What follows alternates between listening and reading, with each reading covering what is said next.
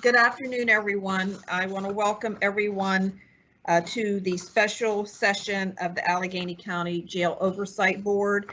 This meeting has one purpose, and that is to review and discuss the contract with CSAU.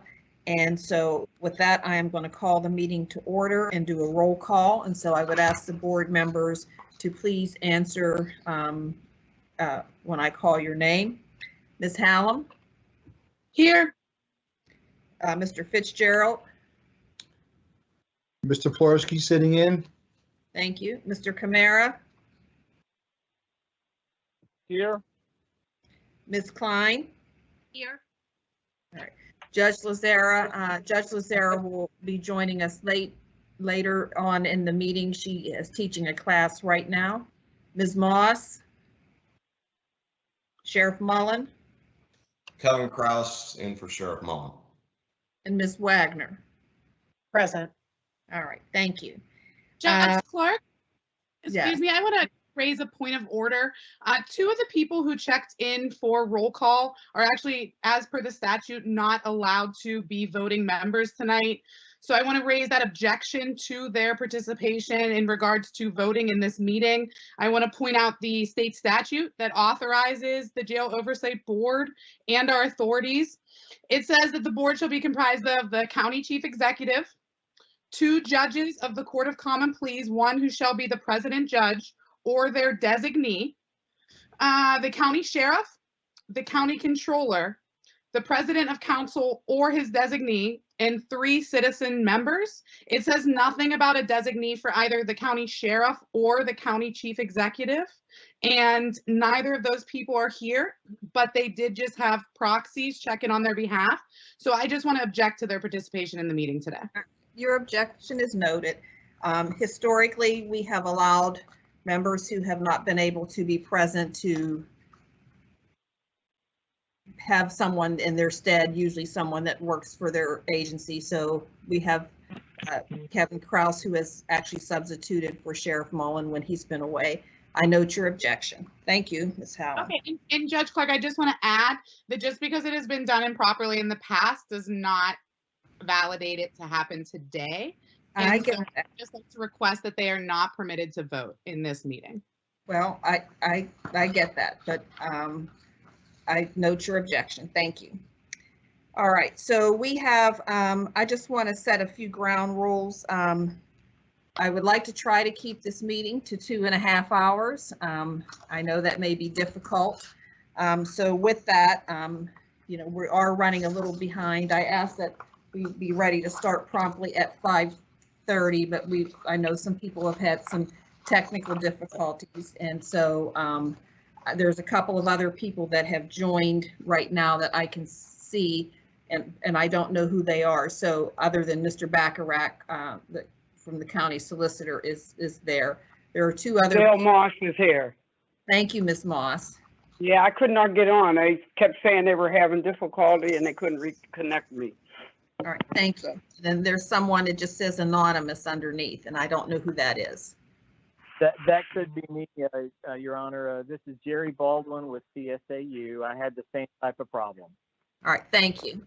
All right, so the ground rules are that I had asked all the members to view any videos and documentation prior to the meeting because there would not be the opportunity to show those videos during the meeting. And I believe that they have lots of information came in from lots of sources, and it was shared by many board members and other people from the public. So I want to thank the board members who shared the information that they received, and also the folks from the public who sent in information as well for the board's consideration. I asked everyone to be prepared with questions, and I'm asking all members to refrain from giving speeches or directing questions at each other. I'm going to do a roll call to allow every member the opportunity to ask questions or make a comment. And I'm asking that we limit, at least in the first go round, each member to 2 questions and a follow-up, so that we can give everyone the opportunity to be heard. And of course, if time permits, we will certainly allow more questions. but I'm asking that everyone please don't repeat or rehash in an effort just to get the last word. And then I will give each member the opportunity to make a comment or statement prior to any vote that we're going to take. And I would ask that those comments or statements be limited to 2 minutes. And then finally, I just ask that I know that there are very strong opinions about this issue, but I would ask that everyone please use a respectful tone of voice when they are asking questions or speaking, and that everyone should be treated with dignity and respect. There should not be any exception to that. So with that, we will kind of move to the agenda. So the first thing on the agenda is I put the public comments. I received many public comments. They've all been shared with the board. They will all be posted. I have chosen some questions to read, some comments to read. The ones that I'm going to read all contain a question that we may or may not be able to answer during the meeting, rather than just sort of a comment in general. So I just want to thank the public for their interest and for sharing their thoughts and their questions with the board. And as I stated, they will all be posted on the website. The questions that were to be received were all supposed to deal with the CSAU contract. So for those of you who submitted questions that deal with another subject, I would ask that you please resubmit those questions for the next general board meeting so that we can have them, or those comments. So thank you. So the first comment is from Olivia Enders. And so the comment is, Mr. Garcia's specialty seems to be in providing new weapons versus providing legitimate or substantively different procedures, as evidenced by the PPT shown at the previous board meeting, I guess the PowerPoint. This directly contradicts the will of the voters when we voted for less restrictive practices, a more humane environment. The jail could have sought contracts with specialists in behavioral health, mental health, and/or trauma-informed practices, but instead they sought out to continue to escalate and use force. Garcia's track record points to increased dangerous and sometimes deadly interactions. Does he get kickback from the weapons company? So this is the question that I would ask that if someone could answer. What are either Mr. Baldwin or maybe Ms. Warden Harper, what are his qualifications in recognizing nuance within mental health disorders, substance abuse, etc.? So my response to that question is simply this, Your Honor. The Correction Special Applications Unit was selected because they were the only company that provided 8 weeks of training to correctional officers, and the training includes mental health training and de-escalation techniques. So that is my response to that question. Mr. Baldwin, I don't know whether you can answer anything. There's a specific question about the qualifications. I had a statement kind of prepared, but I can speak to qualifications. With regards to Joseph Garcia, he has been a respected high-level correction special operations trainer for many, many years. His references, his background, his resume, his confidential CV have been vetted by law enforcement agencies and institutions throughout the country and the world, and he has established a reputation of being simply the best at what he does. Per the comment that the person made about his training leads to, I don't know exactly what it was, assaults or that sort of thing. That is just 100% not true. The whole reason there is a question right now involving US CSAU, and the whole reason the board was formed was to look over whether or not CSAU and Joseph Garcia's training had any influence over the Charleston area Jamal Sutherland death case, of which I'm sure the board members already know. They've spent a lot of time with Joseph over the last couple weeks, and they've seen evidence of the training. They've seen that our training had nothing at all to do with the case in Charleston, and in fact, the case in Charleston involved people that were not even certified. So none at all. All right. So, Mr. Baldwin, I just wanted you to answer that question. I am going to give you a chance to make a presentation, which will come after the public comment. So, thank you. The next. Judge Clark, I'm sorry. Was there an answer to the question in his statements at all? I did not hear the question. The specific question were what are Mr. Garcia's qualifications in recognizing nuance within mental health disorders, substance abuse, etc. That was the specific question. And if you can't answer that, that's fine, but that was the specific question. More than 30 years of doing this day in and day out and establishing training that is used throughout the country and the world, dealing with that every single day and not having one single issue ever. That would be the quality. Thank you. Judge, can I just ask a question, just because we have, as you have laid out, I think very correctly, a good agenda to make sure that we stand with these time constraints for this issue. I think if Mr. Baldwin or others don't have information that's responsive to the questions they don't have to answer. They can say they don't. I don't know, as I tell witnesses on the witness stand, I don't know is a perfectly legitimate answer to a question. So if you don't know the answer, so I would just say that's fine, because you will get a chance to present. And someone else joined while Mr. Baldwin was talking. So can you identify yourself, please? Very correctly, I can't hear you.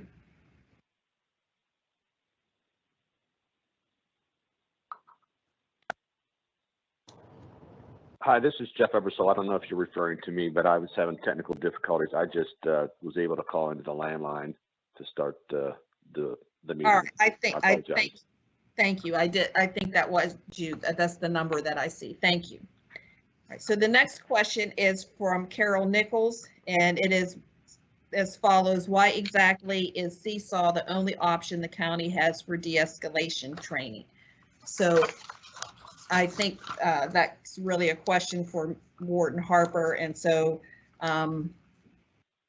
you sort of answered that, but I don't know if you want to add anything to that. I sure do, Your Honor.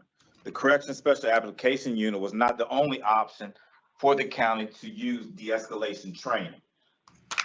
The Correctional Special Application Unit was selected not just for their de-escalation training, but because they trained correctional officers for 8 straight weeks in a row as to how to deal with our mental health population, how to de-escalate situations at our facility. So they were not the only option, but they were the best option, in my opinion, to bring this vendor to our facility. Judge Clark, can I ask a question about that? Because, maybe Controller Wagner can step in, but my understanding of no bid contracts was they are only appropriate and authorized when there is no other comparable entity that provides that service. Is that correct, Controller Wagner? it is, yes. Okay. So I'm just confused, if there were other options, why was this a no bid contract? So I'm gonna say that I really want to, Ms. Wagner, again, I'm gonna say this. The Corrections Special Applications Unit was the only vendor in the nation that provide 8 weeks of training. There is no vendor in the world that provide 8 weeks of constant training and then training reinforcement every quarter. So you cannot find anybody that does that. Was a proposal put out to ask if any of the other entities who do provide the training would be willing to make it an 8-week training? I did not specifically get into 8 weeks. I did contact other vendors to see exactly what they provided, and nobody provided that, ma'am. Thank you very much. The next comment is from Randall McNamara, who says, I was surprised at the Jail Oversight Board meeting that Mr. Garcia said that he only worked for the Spartanburg, Virginia Beach, Arlington, and Richmond Sheriff's Office. because in a 2009 article in Police Magazine, Mr. Garcia is identified as the officer in charge for the Berks County Prison SOG team in Pennsylvania. Additionally, a 2009 press release on Garcia's U.S. Corrections Special Operations Group website states that he is a certified Pennsylvania corrections officer and active lieutenant with the Berks County Prison Special Operations Group. So Mr. McNamara's question is, did Mr. Garcia ever work at Berks County Prison? Has he ever been a certified Pennsylvania corrections officer? And I don't know whether Mr. Baldwin is still on. Yes, I'm still here, Your Honor. Okay. Yes. So, Do you know the answer to that? Do you know the answer to that question? I do. In fact, both York County and Berks County have employed CSAU and were two of the agencies that recommended CSAU training to Allegheny County. All right. And has he ever been a certified Pennsylvania corrections officer? Was the second part of Mr. Yes, certified in Pennsylvania, and yes, has done training at both of those facilities. All right, thank you. The next comment is from Chloe Barone, whose comment is, Joseph Garcia is now doing business as CSAW 1 LLC based out of South Carolina. However, CSAW 1 LLC was only incorporated on May 16, 2019. Why did Mr. Garcia abandon the name USC-SOG, and why is Allegheny County entering into a $325,000 sole source contract with businesses that have barely existed for 2 years? So I think the warden did answer the second part of it. And I don't know whether Mr. Baldwin can talk about the name change. Sure. When the company USC-SOG that was recommended, also called USC-SOG, when they shuttered that business, there was still contracts that Joseph Garcia honored, and he was under a no-compete clause while he was honoring those contracts. So he continued to honor the contracts through their end, which was when the non-compete clause also ended and CSAU became in existence.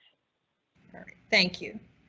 Then I have a comment from Cameron Layton, and I guess any of the presenters are free to answer this. The comment is, at the last meeting, Garcia showed off a type of ammo called Superstar and said that it's safer to use than other kinds of less lethal ammo. But light field ammunition, the manufacturer warns that the user should only target large muscle groups and soft tissue from the abdomen and below. Always avoid targeting the head, neck, thorax, spine, kidney area, and groin, as serious injury or death may occur.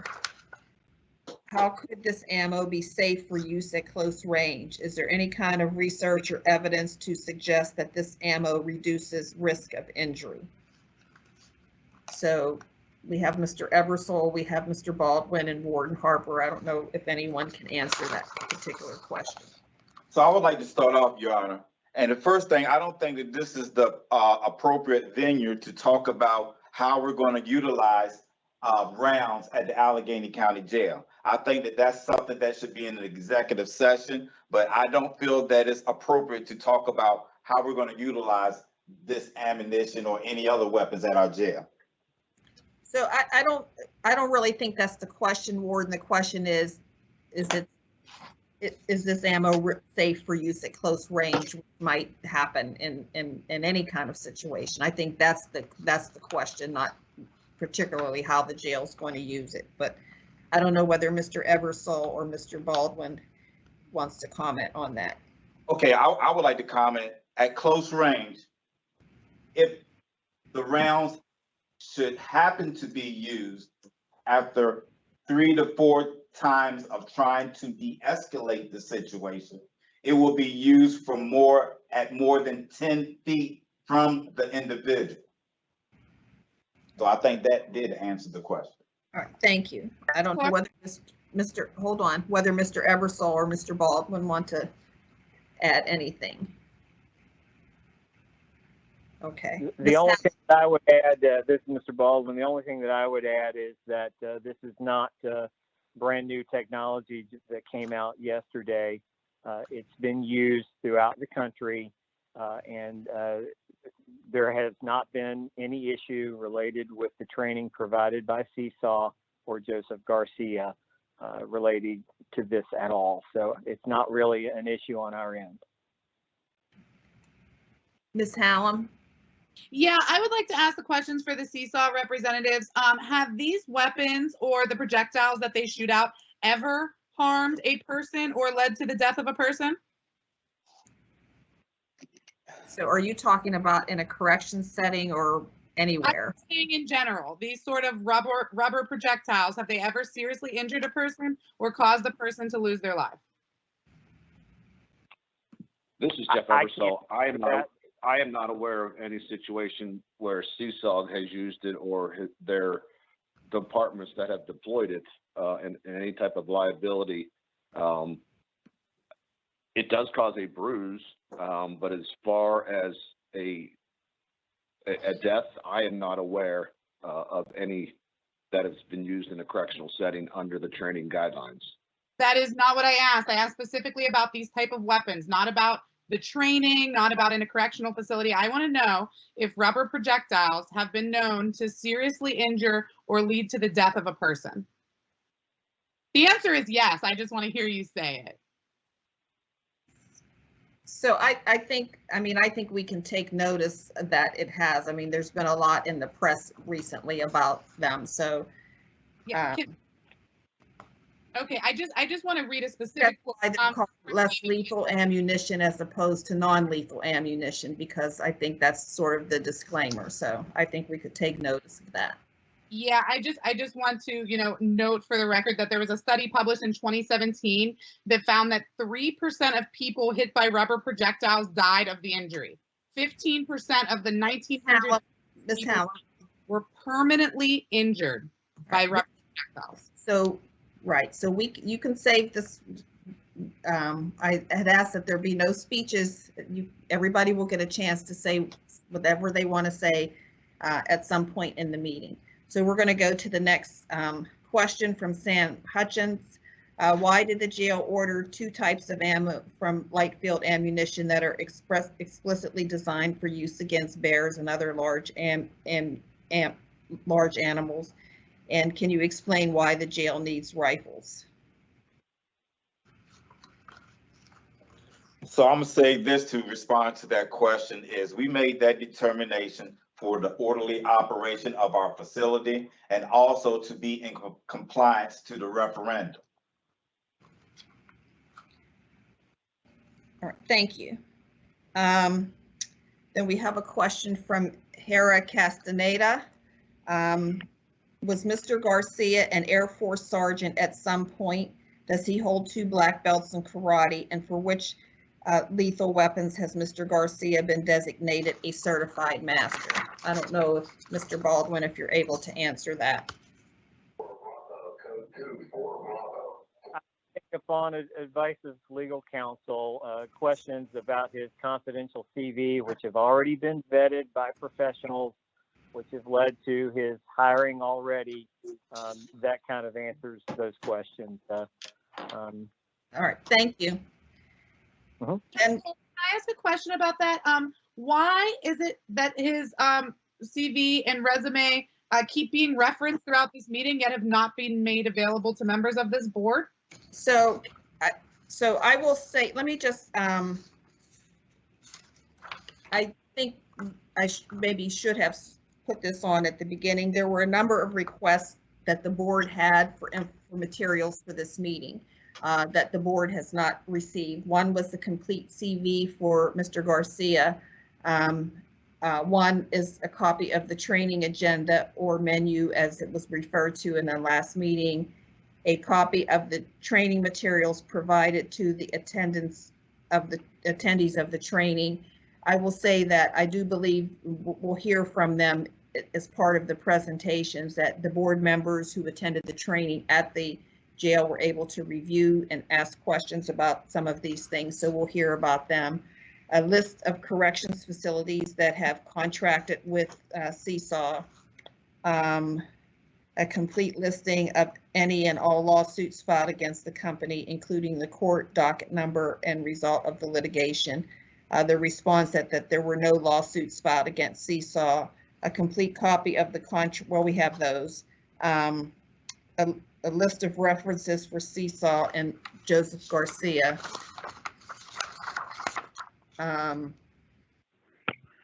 A copy of any videos or photos used in the training. And again, I think we'll hear from the people who viewed the training about that. And then a list of the other companies that the county or the ACJ explored, and the warden has sort of talked about that, and he can talk about that later. So the things that, most of the things that were requested from Mr. Garcia were not provided to the board. So I don't know whether Mr. Baldwin wants to comment upon why the CV is confidential. Can I just add one quick comment, Judge Clark? Just a quick note that in response to my question directly to Mr. Garcia at the last meeting, that he provide a resume, he responded that he will. So I just want to note that distinction here, that he committed to it, just like he committed to being here, and that has obviously not been done. Thank you. I don't know if you want to, if you can comment upon that, Mr. Baldwin, about why the board cannot see his resume or CV. I'll address that in a later, Your Honor. But I believe the members of the board that attended the training, I believe all of those questions were satisfied to them, and I'm sure they will comment. All right. Well, we'll hear from them. Thank you. I guess we'll hear about that. All right. So there's another comment from, I guess, anonymous person, but when did Mr. Garcia start teaching correction special operations? I believe the answer is in the 90s, the early 90s. I don't have that exact date, but it's been since the 90s to present day. Thank you. And then there's a comment from training a certification, which contains the following question. Can Mr. Oh, well, I have to read the comment first. A lot of interviews with Mr. Garcia mention SOG team certifications with different levels or tiers. For example, some news stories about Garcia's trainings mention that the facility being trained will now be the state's only Tier 1 unit, or will become one of only a few Level 1 certified SOG groups. Can Mr. Garcia explain these certifications? What accrediting body is responsible for certification, and how could someone reference a list of certified SOG groups?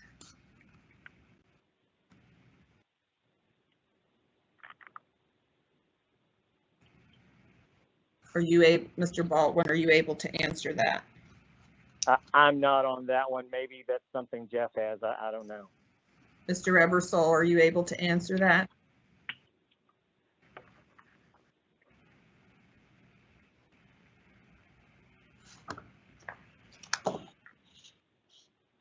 Okay, we'll move on. And then we have a comment from Vera Grant. In his official proposals to Henderson County, North Carolina in 2018, Garcia listed dozens of subjects he teaches, like unconventional use of noise flash distraction devices, close quarters riot control, and high-risk combative inmates.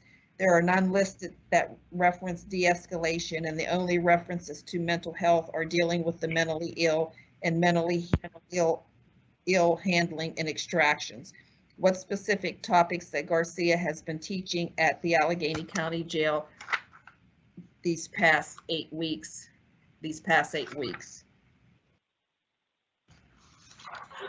So there are multiple subjects that's been taught to correctional officers that's a part of this program.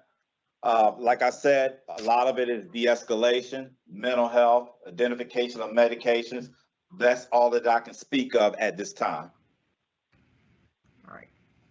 Thank you. All right, so I think now we have some presentations, and I don't know whether Mr. Rainey has joined us yet. If he's on. Can you hear me, Judge? I'm sorry. Can you hear me? Yes, is that you, Mr. Rainey? Yes, I'm sorry. We're having significant technical issues, but I think we can work through this. I'm talking by phone, and I've sent Mr. Sykes the PowerPoint. I need to be able to see it, though. Maybe I can get through without it. All right. So before we start with Mr. Rainey, I'm going to sort of have you as the last presentation. I omitted from the actual written agenda, though I think I did indicate in an email to the board that we would hear from any of the board members that attended the training to get their comments and thoughts about what they've observed.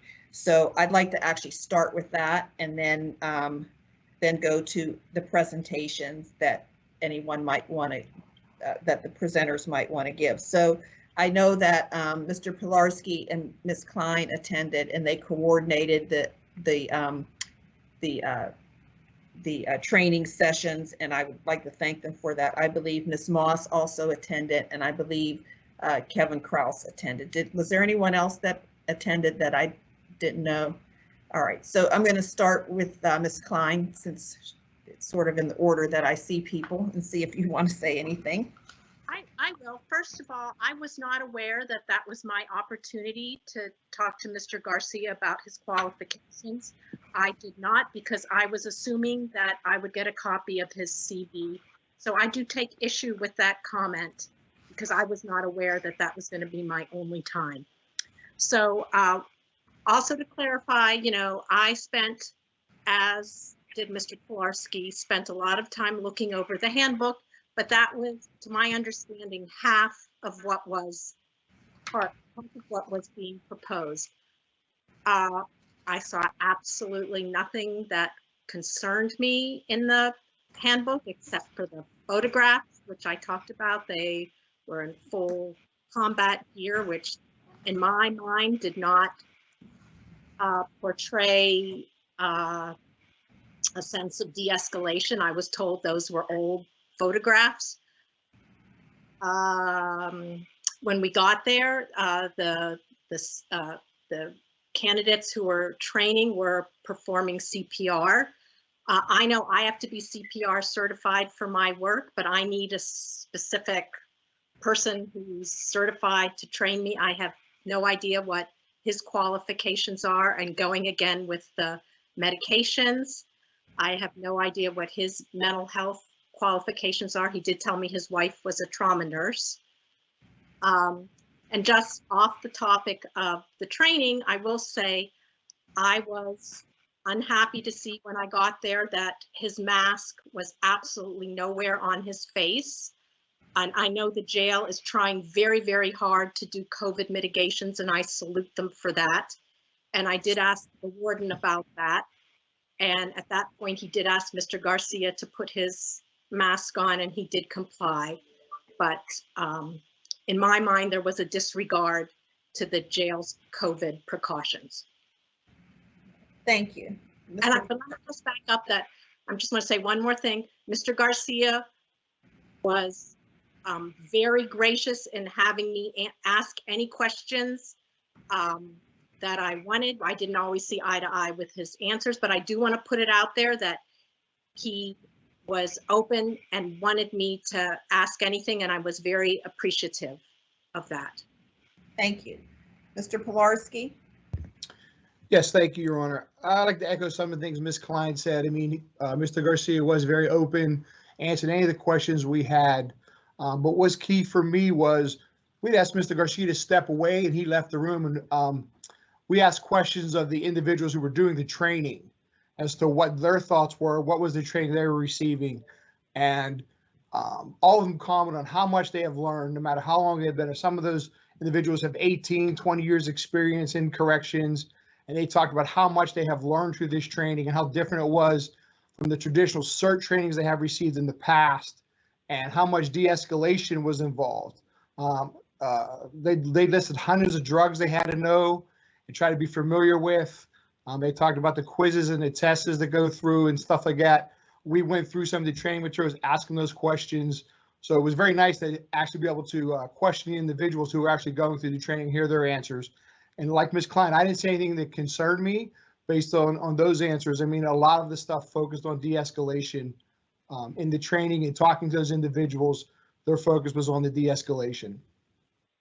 Thank you. Mr. Kraus, or Chief Kraus, sorry. That's okay, Your Honor. Thank you. I'm going to echo what they said. I was impressed with how they emphasized de-escalation, crisis intervention. They actually satisfied me that they were talking truthfully about gathering information, medications, mental health, to try and de-escalate the situation. And one other thing I would say is, from a law enforcement perspective, from what we do every day and police departments do, if we have less lethal options, that's a heck of a lot better than having to go hands-on, 5 guys rushing into a cell. I think we kind of all agree that's not going to end probably like everybody wants it to. So I think some non-lethal options are key, and I'm a proponent for that. But I didn't see anything in the training, at least from my perspective, that I saw problematic. And sorry, my dogs, I apologize for that. But I didn't see anything problematic in the training. I thought they were professional, and I thought that they made us aware of all of the continuum of choices and options that they have before they have to go hands-on. So that was my takeaway from my observing the training. Thank you. Hold on, I'm going to get everybody, and then I'll ask the board if they have any questions.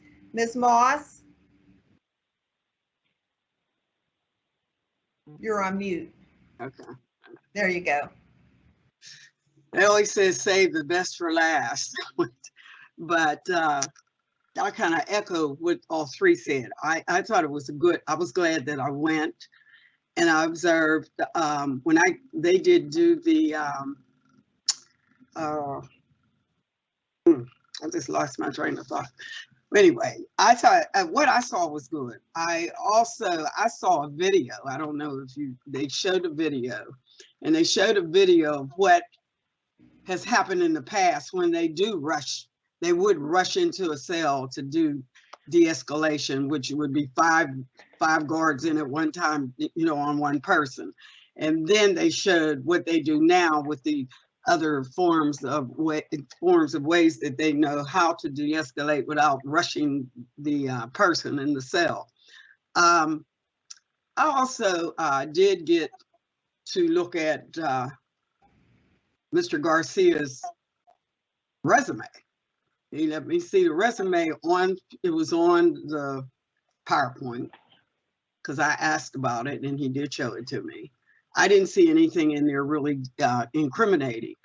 I didn't read it like thorough because it was on a board, and I, was scanned through, and I did read through it. My concern, and I guess we'll get to this later, I don't quite understand what the whole thing is, because from my understanding that this person is coming to train our people, not to be there to be over them. Is this, so he's going to give them a training of de-escalation in the best way you can. This is what I'm understanding. And then he just comes back to redo it every so many months or something. So the training seemed good to me. And that's about all I can answer. I do echo what the people said ahead of me. I was glad I went. So that's what I have to offer. All right. Ms. Hallen, did you have a question? Yeah, I have a couple. So my first question is, I'm a little confused. Ms. Moss, you were able to see Mr. Garcia's resume, but no one else was, just you? I don't know about anybody else. I'm telling you what I saw. Okay. Okay. Can I ask them? Thank you for that. Chief Kraus, Mr. Pilarski, and Ms. Klein, did any one of the three of you see this PowerPoint with Mr. Garcia's resume? I did not see it. I did, just full disclosure, I had to leave for another meeting, which was with the county executive, or got late into something other than that, but I did not see that. And I didn't learn about a lot of this stuff till after I observed the training. So. Why? I did not see the CV or anything while I was at that meeting, nor did I ask, but I had seen it prior as the senior deputy county manager when they selected Mr. Garcia. I had seen some of it. I didn't review the whole thing, but I had seen some of it at that time. Okay, and Ms. Klein, did you see it in the training? Okay, thank you. So then, did any of you all see any weapons when you were at this training? Ms. Klein? Yes, I specifically asked for a demonstration of the Kel-Tec shotguns because, and being the fool that I am, I volunteered to get shot at myself but probably rightly so, the warden didn't do that. And Deputy Warden Beeson, I say, took a bullet for me. And I will say we had to wear ear protectors, and they shot, I'm not sure what projectile it was, but yes, I felt like I needed to witness that. And when you saw the demonstration of the cell extraction or of the use of those Kel-Tec shotguns, did they put those same protections on the incarcerated folks as well? Well, there was no incarcerated person. It was just poor Deputy Beeson. And I don't remember if he had, I don't remember that. Good question. I don't. Yeah, I'm just wondering what sort of protective equipment he wore or the folks that conducted the trainings wore. I was under the impression that you saw the training done on incarcerated folks in the jail. That is not the case? No, not at all. All he had on was a pair of uniform pants. He didn't have any protective gear that would diffuse or lessen the effect of the projectile. Okay, so did you all see a cell extraction? I saw a video. Okay, none of you saw the actual cell extraction process happen. Okay, thank you very much. All right. Anyone else have any questions for our board members that went to the training? All right, thank you. Then we're going to move to presentations, and I'm going to start with Warden Harper to see if there's anything else that you want to present to the board at this time. Your Honor, I sure do. Good afternoon, Judge Clark and members of the Jail Oversight Board. During our last Jail Oversight Board meeting, I presented the board a PowerPoint presentation as to why I selected the Corrections Special Applications Unit to assist the Allegheny County Jail comply with Chapter 205. In particular, not allowing the ACJ to use the restraint chair, chemical agents, and leg shackles. I also presented data as to chemical agents used in 2018, which was 75. In 2019, chemical agent was used 122 times, and in 2020, chemical agent was used 66 times. I also provided data to show how many cell extractions was conducted in 2018, which was 9. In 2019 was 9. In 2020 was 5. Now, if chemical agents were not allowed in 2018, 2019, and 2020, we would have seen 84 cell extractions in 2018, 131 cell extractions in 2019, and 71 cell extractions in 2020. I want to stress to the board again that if you vote to discontinue the contract with the Corrections Special Applications Unit, we have no choice but to send a 5-man cell extraction team in to remove inmates from their cells, causing injury to inmates and correctional officers, and possibly death due to these cell extractions. The training that you viewed on the internet is not training that's being conducted at the ACJ, and I must comply with Chapter 205 before December the 6th, 2021. Ladies and gentlemen, it is the end of September. I only have a couple of months to be in compliance to Chapter 205. As I stated during the last Jail Oversight Board meeting, when a situation arises at the ACJ and an inmate needs to be removed from a cell, the following steps shall take place prior, and I'm gonna say this again, the following steps must take place prior to the Correctional Special Applications Unit being called. A supervisor must report to the scene to de-escalate the situation, and this encounter must be video recorded. So that's one instance where we de-escalate and it's video recorded. If the supervisor is unable to gain compliance, then the medical/mental health employee will be called to the scene to de-escalate the situation, and this encounter is also video recorded. That's two instances where correctional professionals have tried to de-escalate it and it's video recorded. If the medical/mental health employee is unable to gain compliance, the Corrections Special Application Unit will be called to the scene. But prior to the Corrections Special Application Unit entering the area, the Corrections Special Application Unit will consult with the supervisor and the mental health employee to ensure they have video recorded the de-escalation of the situation, to determine whether the inmate is on any type of medications or have mental health and drug and alcohol issues. After the Corrections Special Application Unit has ensured de-escalation techniques were used by the supervisor, mental health employee, and they have reviewed the history of the inmate, they will enter the unit with the information provided, and they will also try to de-escalate the situation, and that encounter is video recorded. So that's 3 times at a minimum that we try to de-escalate the situation prior to any use of force. I would like to thank the Jail Oversight Board members that took time out of their busy schedules to observe the Corrections Special Application Unit training, talk to the correctional officers that's assigned to the unit, and also had the ability to talk to Mr. Garcia. And I hope that after you observe the training, you will base your vote on facts, not fiction. And I'm gonna say this again.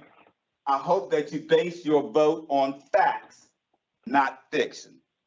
We hope that the board will make the right decision to continue the training and contract with the Corrections Special Applications Unit. And Your Honor, lastly, I would like to say, during the 6-7 weeks that the Corrections Special Application Unit has been here, he has built leaders with these correctional officers. These correctional officers have learned more out of the 6-7 weeks that they've been with Mr. Garcia than they have their whole entire career with this agency. This is nothing but a win-win for this agency. And if the board decides to try to discontinue, the board will be saying that they want to send 5 men into a cell to restrain an inmate. That's all I have, Your Honor. Thank you. I think what I'm going to do is I think I would like to go through the presentations and then have everybody, I'm going to do a roll call and ask questions, because I think some of the presentations will maybe suggest different questions or answer some of the questions that you may have. So I'm going to try to do that. Ms. Wagner. I just have one quick question, because I thought this would be covered in the warden's presentation, just in case this was an oversight, because one of the specific questions was to the warden and to Mr. Pilarski, who both have spoken to having the information that we still haven't seen. And that was the information that the warden did allude to earlier, just generally, but the request for the other departments of corrections. We're constantly hearing 14 departments of corrections, 14 departments of corrections, and I'd love to review facts. But unfortunately, just like the resume and the other pieces of information, we still haven't seen that. So will there be an answer on that? Because the others won't be able to speak to that. The answer to that is this, Ms. Klein. That's not Ms. Klein, that's Ms. Wagner. I'm sorry, Ms. Wagner. Mr. Garcia will only allow Judge Clark in his presence to call any reference and or correctional facility. So that is the response. So how many references did you see of his? I keep hearing 14, 14, 14, and then the answers were elusive last time. So are we talking about 14? How many did the county administration and the jail actually review? You can answer that. You don't have to go to Mr. Garcia, who has essentially decided that this board is not worth his time to be here for us. So how many did the county actually review? I'm gonna say right now that I actually talked to 2 different counties, and I've already talked to you guys the counties that I've talked to, and that was Burke County and York County. So I've already answered that many times, Ms. Wagner. That's the first time I've heard that. So those are the only 2 of the 14 that we have specifically gotten references to? Is that correct? Those are the 2 that, I would like those are the 2 I talked to. I would like to move on to the presentations, and then you can ask questions. Someone else may be able to answer some of those questions. All right, Mr. Baldwin. Yes, Your Honor. Okay, so part of this I stated before, but I'll just restate it. Upon advice of our legal counsel, I won't be commenting on questions related to anything which falls outside of the scope of training provided by CSAU, Joseph Garcia, for correctional institutions and law enforcement agencies across the country, other than to say that Joseph Garcia has been a respected high-level corrections special operations trainer for many, many years. His references, his background, his resume, his confidential CV have been vetted by institutions and law enforcement agencies throughout the country, and he has established a reputation of being the absolute best at what he does. This is why training was sought out by Allegheny County.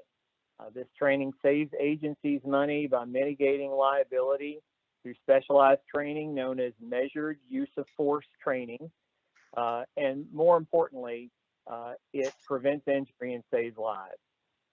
His training has never once been named in a lawsuit involving excessive use of force anywhere ever.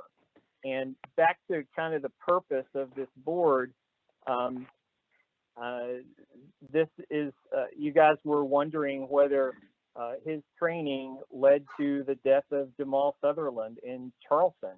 Not only did it not, his training, the contract was up a long time before this happened, and the folks that were named in the lawsuit were not certified, and they were not using training that was authorized by CSAU. So we are not involved in that at all.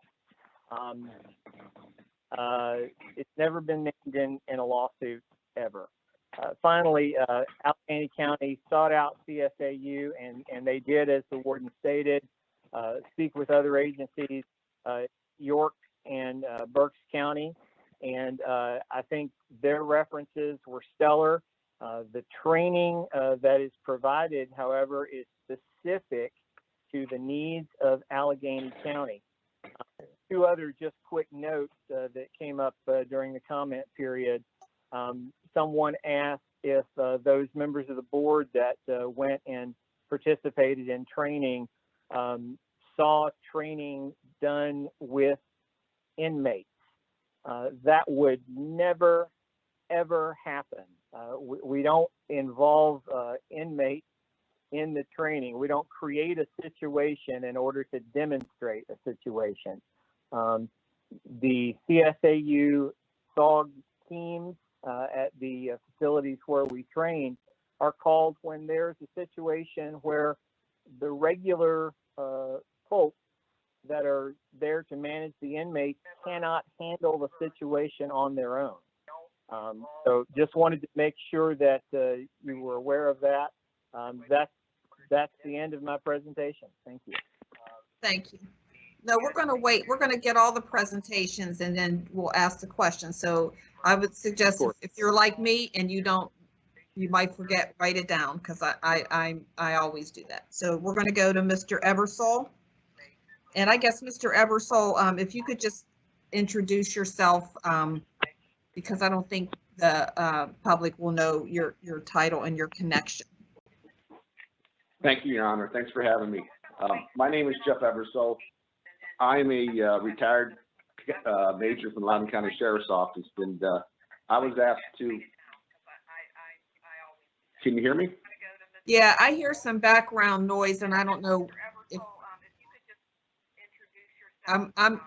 oh, I think it's the live feed. It's my own echo I can hear, so I'm going to mute myself. I don't know. I don't think that's the issue because I was talking, but go ahead. Okay, I'm sorry about that. I work for the Sheriff's Office in a small jail facility, 470 beds. In 2012, I was responsible for looking at doing research for a cell extraction team. And I was there doing my research I was given information about USC-SOG and the 5-man cell extraction teams. And when I looked at, before implementing something in our facility, I had to look at budgetary constraints. I had to look at training constraints, the use of the manpower. And for me and for my agency, when I saw the differences between what USC-SOG offered versus a 5-man cell extraction team, it was world apart. It was a tested system that had been out there since the mid to late 90s. Prior, my agency used 5-man cell extraction team, which basically meant they got the 5 largest individuals from a squad.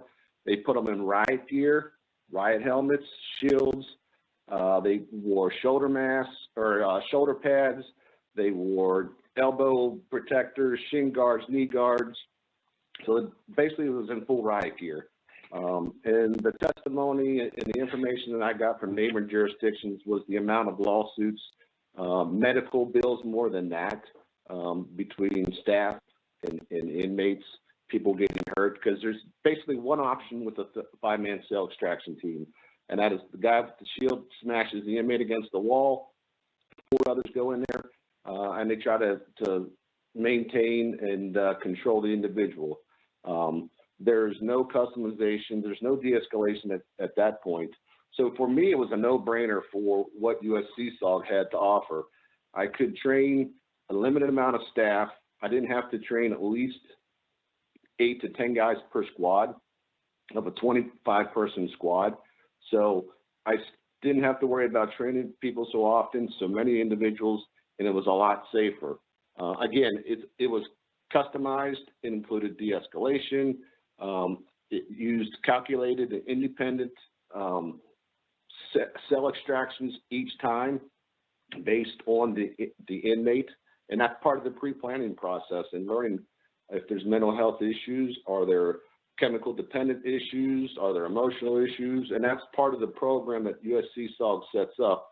So it's unique and it's different for each individual that they deal with. It sounds like the Warren's got a great set of policies in place for the de-escalation aspect. I looked over the use of force analysis for the Sutherland incident, and it was glaring to me that it was a lack of leadership and a lack of policy that led to a lot of the issues. There were a lot of issues in there. It wasn't just one individual aspect of that. But I can read in here, I think it was on page 12, about this incident. Let me see if I can find it real quick, because it highlights what I thought as well. There it is. The contract between CSAU and the vendor ended sometime in early 2019. And I did see where there was an email from Mr. Garcia to the vendor or to the agency, where he, in March of 2019, was severing ties. So it basically talks about that at that point, CSAU brought in training in-house themselves. It talks about 2 individuals who took primary responsibility for revising and delivering the new in-house SOG training. So basically in 2009, CSAU created their own in-house policy It also lists here, there's no creation of any standardized objectives, any lesson plans, training handouts that were documented, that were taught and ensured consistency between the SAUG members. So again, for my experience with USC SAUG, our training was documented. We had slideshows, we had presentations. It's a combination of giving as many tools to the correctional staff as possible to get the job done safely for the inmate and for themselves. So for me, it was another tool that they could utilize, whether it be OC, whether it be light, distractionary devices,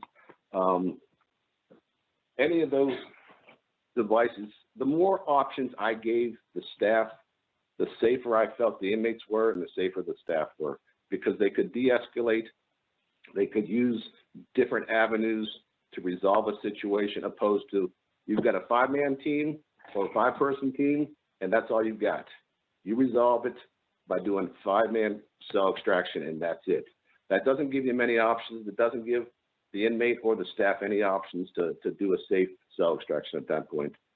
So I will be happy to answer questions later. I don't want to continue to ramble. I feel like I'm rambling a little bit, but again, for me and for my agency, it was a tremendous boost for my staff, not only the morale, but the safety and the expense when it comes to a budget and training staff and maintaining training and maintaining records and the equipment as well.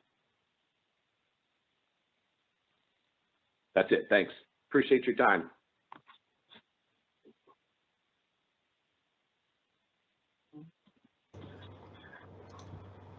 Judge, you're still muted. Yeah, I know. I saw Ms. Klein had let me know that. Mr. Rainey, if you could introduce yourself, please, and then we'll hear your presentation. Thank you, Judge. To make it a little easier, I think on my end, I've finally gotten the technical part worked out. If Greg's there, I've sent a request to join. Otherwise, I'll just have to do it by phone. And it looks like this is working.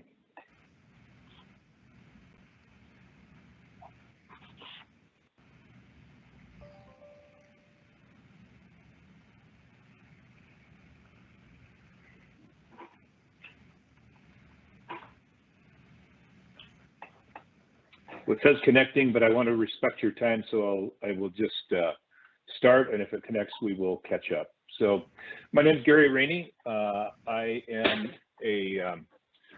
was hired by the Ada County Sheriff's Office in Boise, Idaho in 1983. I started out as a jail deputy. I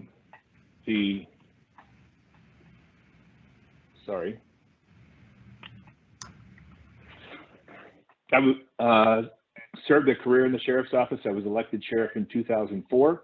I retired in 2015. In 2010, I was appointed by the board to the board of the National Institute of Corrections in Washington, D.C. by the U.S. Attorney General. Been a past chair of the Idaho Sheriff's Association, the Idaho Post Council, and vice chair of the Idaho Criminal Justice Commission. Since retiring, I have opened a consulting practice and become very busy. My focus is really the prevention of in-custody deaths and the reduction of force in the jails. I've analyzed and provided formal opinions on hundreds of uses of force and or death incidents in jails. I'm currently a federal court monitor for 2 consent decrees in jails, one about a 4,500 bed jail, another a 6,000 bed jail in Southern California. To lay the groundwork of how we make these decisions, there are several court decisions that go toward what we rely upon. And I should pause. Is Greg able to put this PowerPoint up for you, Judge? I can share my screen 1 second. Well, I can just keep going, and if I need to pause, let me know. Yeah, he has. Okay, it's live now. Okay, so we're on the court decision slide. So the main court decision that comes from jail practices is Kingsley versus Hendrickson, which kind of follows Graham versus Connor on a patrol side or out on the street side of what is reasonable force. Kingsley versus Hendrickson established the objective reasonableness standard for jails. In other words, what would a reasonable officer do in the same situation? What I see very often is that jails judge what a reasonable officer would do based on what their other officers in their facility would do. The problem with that is if there is a systemic practice where the use of force is improper, that doesn't make it reasonable. We need to look at reasonable across a sort of a national standard. What Kingsley versus Hendrickson really did was state that staff can use force if necessary and reasonable, and that's key words, necessary and reasonable, for legitimate correctional objectives. And so, for example, forced medication, cell extractions, or conducting searches, those things don't happen out on the street with patrol cars, but they're necessary in jail, and this court decision established that oftentimes jail officers have to use force to carry out these legitimate correctional objectives. So next slide, what is reasonable? We judge that based on really, was the force necessary or was it avoidable? And that's particularly important nowadays. Necessary was not the same standard 10 years ago as it is today for judging whether the force was reasonable. So for example, if an inmate raised his hand and took a swing at me, then the force that I used following that might be reasonable. But if I used inflammatory language, if I got up in his face, if I really escalated the situation, then that force was unnecessary because it probably could have been avoided. So we first look at whether it's necessary, then whether it's reasonable. And as I said, would other reasonable correctional officers have done the same thing? Excessive force or unnecessary force is not reasonable force. So what is de-escalation? That's sort of a vague term. It's hard to find a definition, but I can tell you there's some fundamental principles that we rely upon.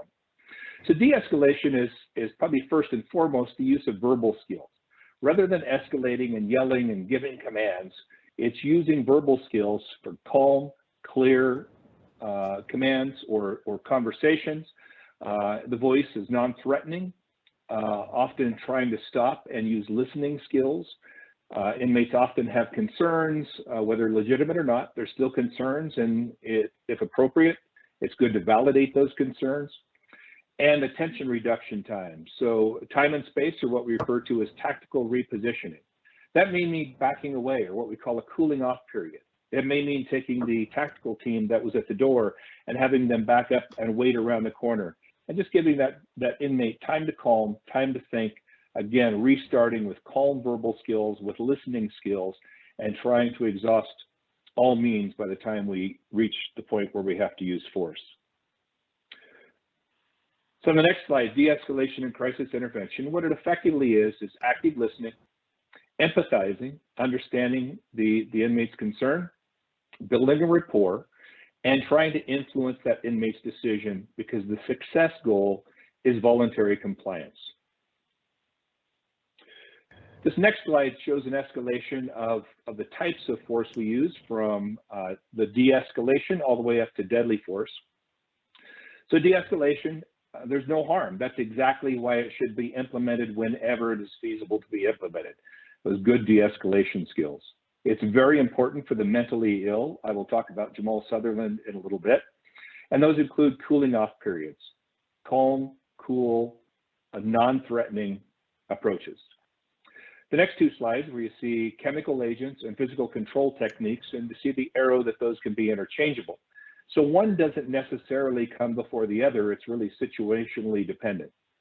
So if we're going to do a cell extraction and we've asked the inmate to come out to put his hands through the food port, to be handcuffed, or whatever the case may be, and he's refused to do that for a long period of time and our de-escalation efforts haven't worked, then the next logical step is to introduce OC or pepper spray, oleoresin capsicum, under the door. On the flip side, if somebody was standing at the booking counter and they're becoming agitated and they're becoming threatening, that's not grounds to suddenly use OC. In that case, then the physical control techniques should be applied first. But going back to explain them more, the physical agents, pepper spray, which I know have been banned there, and I'll discuss that, no long-term harm, often leads to compliance with no physical contact. A good waiting period of 5 to 10 minutes for the OC to take effect often leads to compliance without any further force. It has a low potential for systemic abuse. A lot of that is because the staff often suffers some of the same reactions that the inmate does. Physical control techniques are where we are manipulating arms, wrists, hands, sometimes legs. Rare long-term harm, sometimes some prolonged pain, hopefully short-term pain. Again, the appendages are controlled by officers, and there's a moderate potential for systemic abuse. And that abuse usually comes in the form of not releasing that control hold that's a pain compliance hold soon enough and sort of getting in a little extra time when it's unnecessary. The next escalation is electronic control weapons, more commonly referred to, or the main brand is taser. Rare long-term harm. That harm usually does come from when a taser is used and somebody falls and may hit their head on a toilet or a bunk as they fall to the floor. It's advantageous because it maintains distance between the officer and the detainee. It's often a very effective visual deterrent because the red laser dot can be seen and they know that the taser will be coming, and so they often come to comply without the taser ever having to be deployed. It has a moderate to high potential for abuse, not because of the actual use of the taser itself or the way that it is used, but because sometimes jails become too dependent on using it, and so they go from de-escalation and that didn't work, sort of skip over the OC and the physical control techniques and use it too soon. We do not use tasers for passive resistance. That means that somebody's only not doing what we tell them to do. The next step is impact weapons. These have a moderate to high risk for harm because they're exactly that. They're impact weapons, meaning that we're going to hit somebody with something and that can cause injury. The most common one is a pepper ball gun. That is a round pellet filled with pepper ball powder, not the spray. It can be discharged, it can hit the floor, and it can hit the wall around an inmate, and that OC powder has a similar effect to the OC spray, but it can also be used as an impact weapon. So rather than hitting the wall or the floor, you can actually aim it at the inmate, use it as an impact weapon, but also deploy OC at the same time. 12-gauge shotguns, there's a variety of less lethal ammunition for them. Most all of those are simply an impact weapon, a beanbag or a weighted projectile that can be used most commonly within about 20 to 24 feet as a minimum distance, and then hit the inmate, hoping not to hit an eye or a testicle or something like that. Other specialty impact weapons, there's a variety of them, 37 millimeter, 40 millimeter, a weapon called FN-303 that's pretty common. All of them shoot some projectile at a different mass and a different velocity and hit the inmate trying to get compliance. They have a low to moderate potential for abuse, excuse me, just because it's very visual.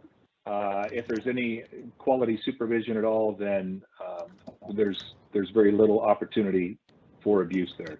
And of course, the deadly force techniques, obviously the highest risk for harm. That not only includes lethal weapons, that includes neck restraints in most jurisdictions. This is more policy dependent and has a low potential for systemic abuse because of the severity of the nature of the event.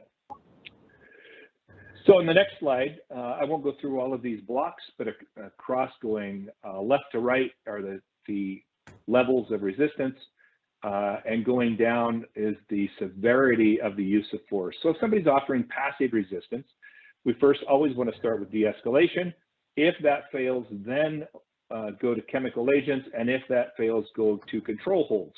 And these are referring to in situations like cell extractions, not immediately hand-to-hand use of force.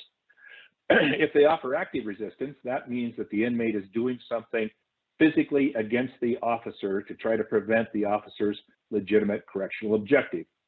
Then we add in that when that de-escalation, chemical agents and control holds are no longer practical to gain control over the inmate, there is a possibility of using the taser or impact weapons. Assaultive resistance, meaning that the inmate is trying to injure either the staff member or another inmate, does not, if that's in progress, would not be de-escalation worthy. Chemical agents may be used, control holds may be used. It would also be acceptable to immediately go to a taser and maybe using impact weapons depending on the situation. And then of course a lethal threat is often responded to with lethal force. So I want to talk for just a minute about the Allegheny County restrictions. The key question here is, so what is the alternative?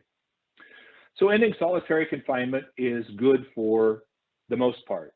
Solitary confinement is far too common across the United States and many other places in the world. But when that psychotically violent inmate comes into the jail, then if we're not going to be able to isolate them, then what is the alternative? And I have to say now that I have not thoroughly read the referendum and I'm not familiar with the details, so I may have these wrong. If so, I would welcome questions at the end for clarification. Banning leg shackles, moderate concern. Again, so what's the alternative? We use leg shackles really to prevent somebody from kicking, to prevent somebody from running, or to prevent somebody from destroying property. So if they're going to use their feet and legs to do that, what do we do if we can't use leg shackles? But there are other alternatives there that are not going to cause harm.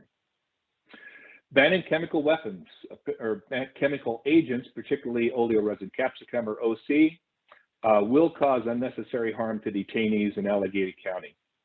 That's the removal of a very important tool that is between the de-escalation process and between physical contact that often leads to either staff or detainees being injured.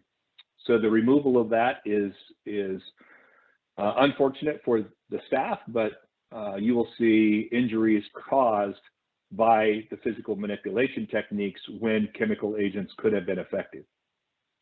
And lastly, the biggest concern that I have, because I see it fairly commonly, banning of the restraint chair is a greater likelihood of death from compressional or positional asphyxia. So compressional asphyxia is when we're putting pressure on somebody's torso area and restricting their breathing. Positional asphyxia is when we position somebody in a certain manner that restricts their breathing. That's most commonly on their stomach, on the ground, often handcuffed, and sometimes having been hobbled. Restraint chairs were developed because people were dying from compressional and positional asphyxia. They bring the person up, they put them in a sitting position, they're held with restraints rather than having the pressure of a knee on their back or the pressure of the floor against their stomach. This is a drastic decision, in my opinion, and the opinion of, I think, any other cohort that I have across the nation. So I want to walk through what happened with Jamal Sutherland. So I want to make it absolutely clear, I do not know what has happened in Allegheny County. I do not know what has been taught in Allegheny County. I only know the Jamal Sutherland case. So this was in Charleston County, South Carolina on January 4th, 2021. Mr. Sutherland was a 31-year-old with a history of mental illness, and he had never been arrested. He felt himself decompensating. He self-admitted into Palmetto Behavioral Health Facility in Charleston. Actually, it was in North Charleston. As he entered, they changed his medication and caused him to decompensate. He recognized that he was getting worse, and he asked to be released. The Behavioral Health Facility refused to release him and kept him there until he decompensated to the point where he struck a staff member. The Behavioral Health Facility staff member called the police and insisted that Mr. Sutherland be arrested. The North Charleston Police Department tried not to, but did end up arresting him and taking him to the Charleston County Jail. After he was incarcerated, that was the night before that this happened. The next morning, 2 deputies were ordered to forcibly remove him from his cell and take him to court. My task, I was brought in to provide an analysis to aid the Charleston County Solicitor's decision that's the same as most states call it a district attorney on whether to file criminal charges against the deputies. So initially, by looking at the video that I was going to show a clip of, but it's Greg is projecting it and it was too big to send. It is, you can go look out there. It is in the Charleston County Solicitor's website if you have not seen it. I referred to it as a melee in my report. It is a horrible series of force and events that led to Mr. Sutherland's death. Charleston County has settled for $10 million without really ever going to a lawsuit. Palmetto Behavioral Health Facility is still not settled, so I presume it will be probably an additional, I'm going to guess, $5 million or more in loss. So as far as the criminal case, as I began to analyze it, I initially thought the two deputies would be charged because of the state of South Carolina's manslaughter statute, which is reckless disregard. There was no de-escalation by the two deputies. As soon as they contacted Mr. Sutherland, there was a few comments, and then they began yelling commands. As they used pepper spray and opened the door, those commands were often contradictory. They were loud, they were confusing. He asked questions, and rather than try to talk to him and engage him in conversation, they just continued to yell the same commands over and over. The deputies pepper sprayed Mr. Sutherland twice. The second time was in the face, and there was an insufficient waiting period both times. The second time, there was only 53 seconds between the second deployment of OC to Mr. Sutherland's face and the time that one of the deputies opened the door and tased him. He fell back against the floor. He again asked what it was about, had some conversation. They ordered him to slide on the floor over toward the door, which he did. When he got close to the door and was asking what was happening, they didn't answer his questions. He said he was not coming out the door any farther. So the deputy went in behind and trapped himself inside the cell to conduct handcuffing rather than having Mr. Sutherland turn and keep the deputy keep himself outside the cell where he had an escape. During handcuffing, which was poorly done, then the real melee began. The two deputies tased Mr. Sutherland 10 times, one 7 times by a deputy, 3 by the other deputy. After he was eventually brought under control enough, then there were compressional asphyxia concerns with a knee on the center of the back, which they thought was appropriate as long as it was not on the spine, not realizing that a knee across the back in the lung area can cause death, but that did not cause his death. So in the criminal analysis, the deputies were not taught de-escalation skills. And I should say that the evidence was not just these two deputies. Other members of what they call the Special Operations Group were also interviewed by the South Carolina Law Enforcement Division for their criminal investigation of this. The deputies were not taught to use waiting periods after OC. As I said, there was only 53 seconds between the second deployment of OC and the use of a taser.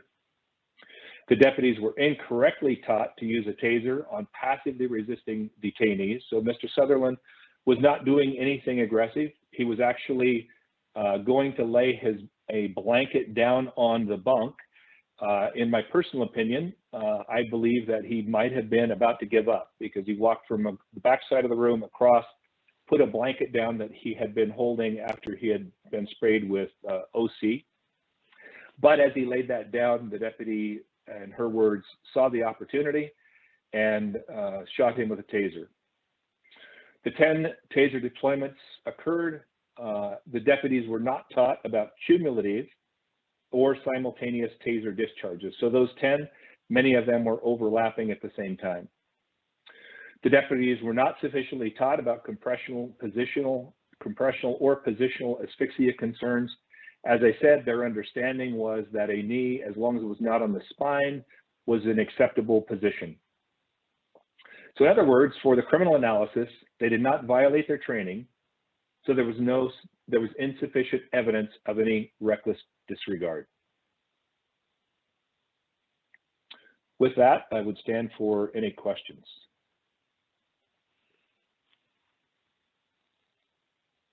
Judge Clark, you're still Thank muted.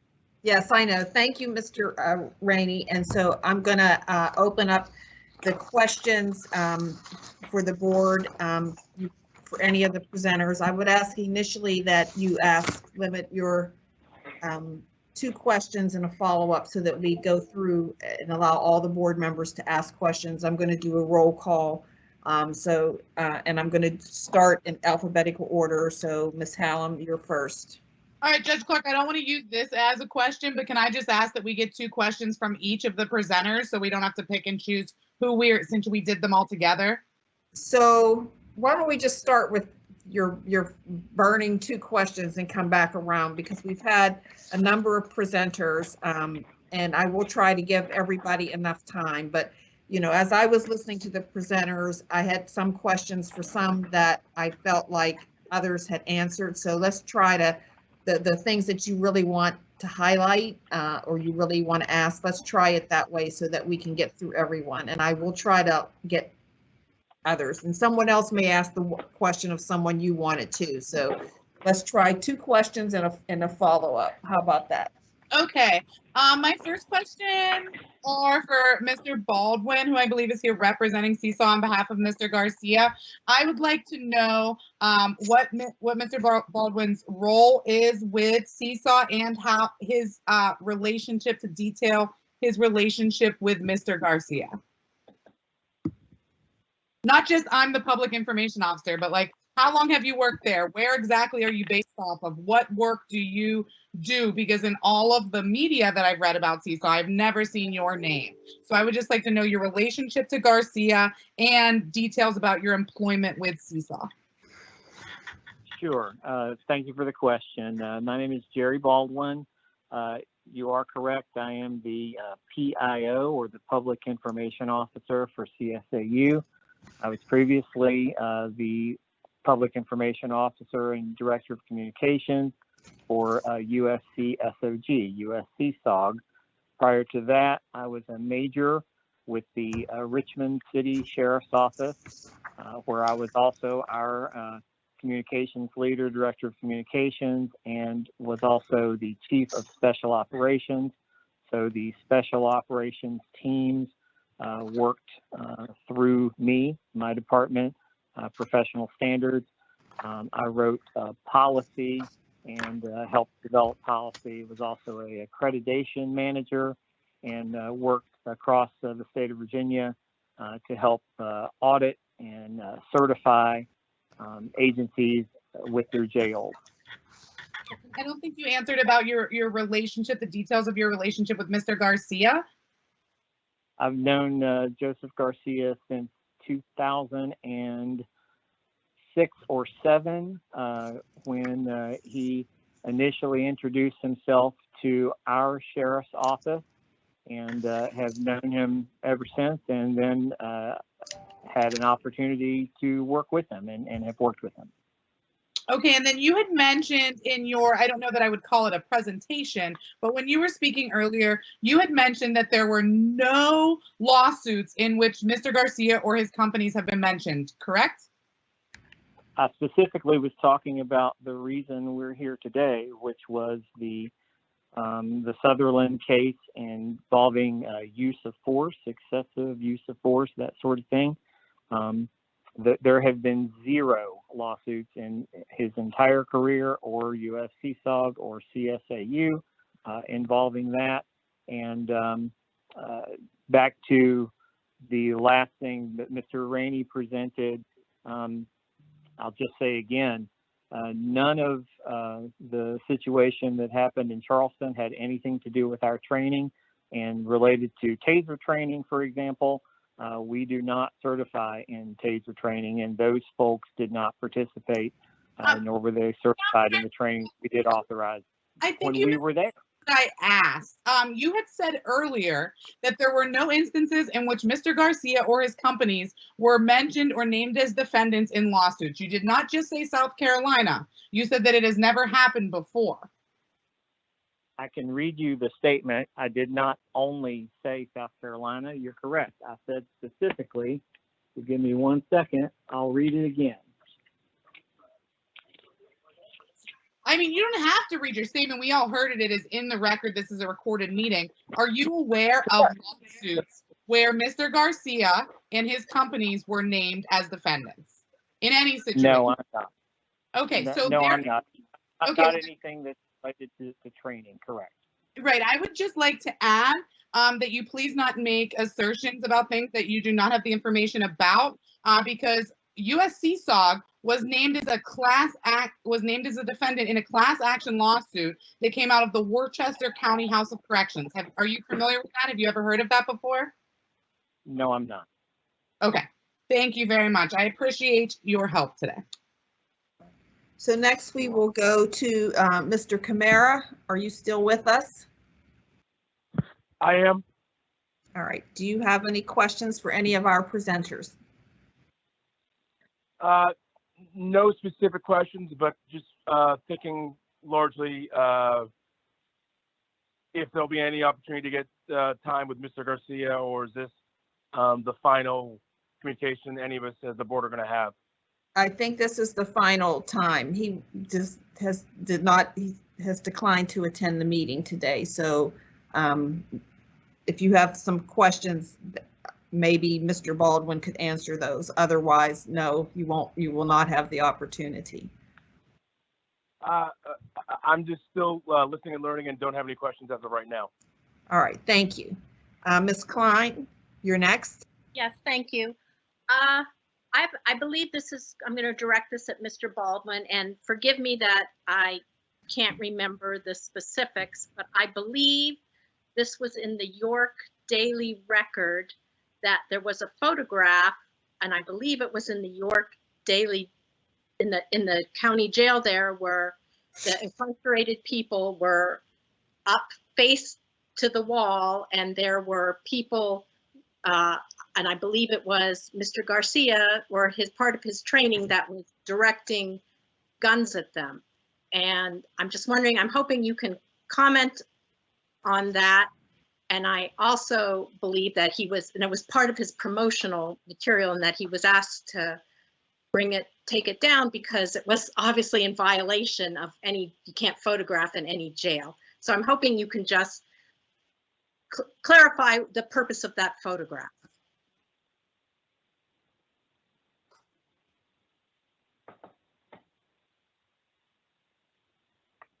Ma'am, I'm sorry, I was muted. I'm not familiar with a photograph like that, but if there were pictures taken that were not authorized and any agency asked us to remove it, we would do so immediately. So that's not being familiar with the specific one you're talking about, or any requests from any agency. I'm not really sure how else to answer, other than if there were ever a promotional photo taken that was not authorized, we would certainly remove it. And I believe it was removed. Okay. Thank you, Judge. Do I have one more question? Yes. Thank you.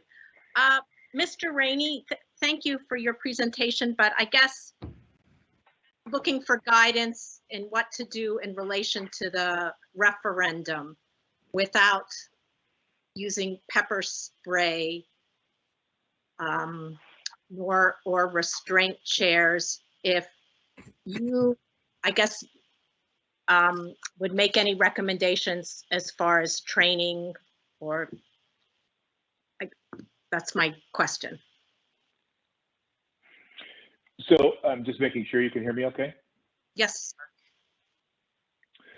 So setting the restraint chair aside, because I think that's maybe a different issue, or maybe I have a misunderstanding. So before pepper spray came about, we had various training tactics that we used, and it went more from verbal techniques into hand-to-hand control techniques. Again, that's what now is out of the formula, but the proper training and the proper activities without OC is to use better de-escalation techniques, better avoidance techniques, but then the next step becomes typically hand-to-hand or empty hand control techniques with the manipulations. As far as the restraint chair, there really is no other alternative other than holding the person down, and that's why the death just simply, I can't say it's going to happen, but I can say that the likelihood that a death will happen is now much greater. Thank you. That's all I have, Judge. Thank you, Ms. Klein. Next, we have Chief Kraus. Thanks, Your Honor. I really don't have any questions. One was already answered, so thank you for the opportunity. All right, thank you.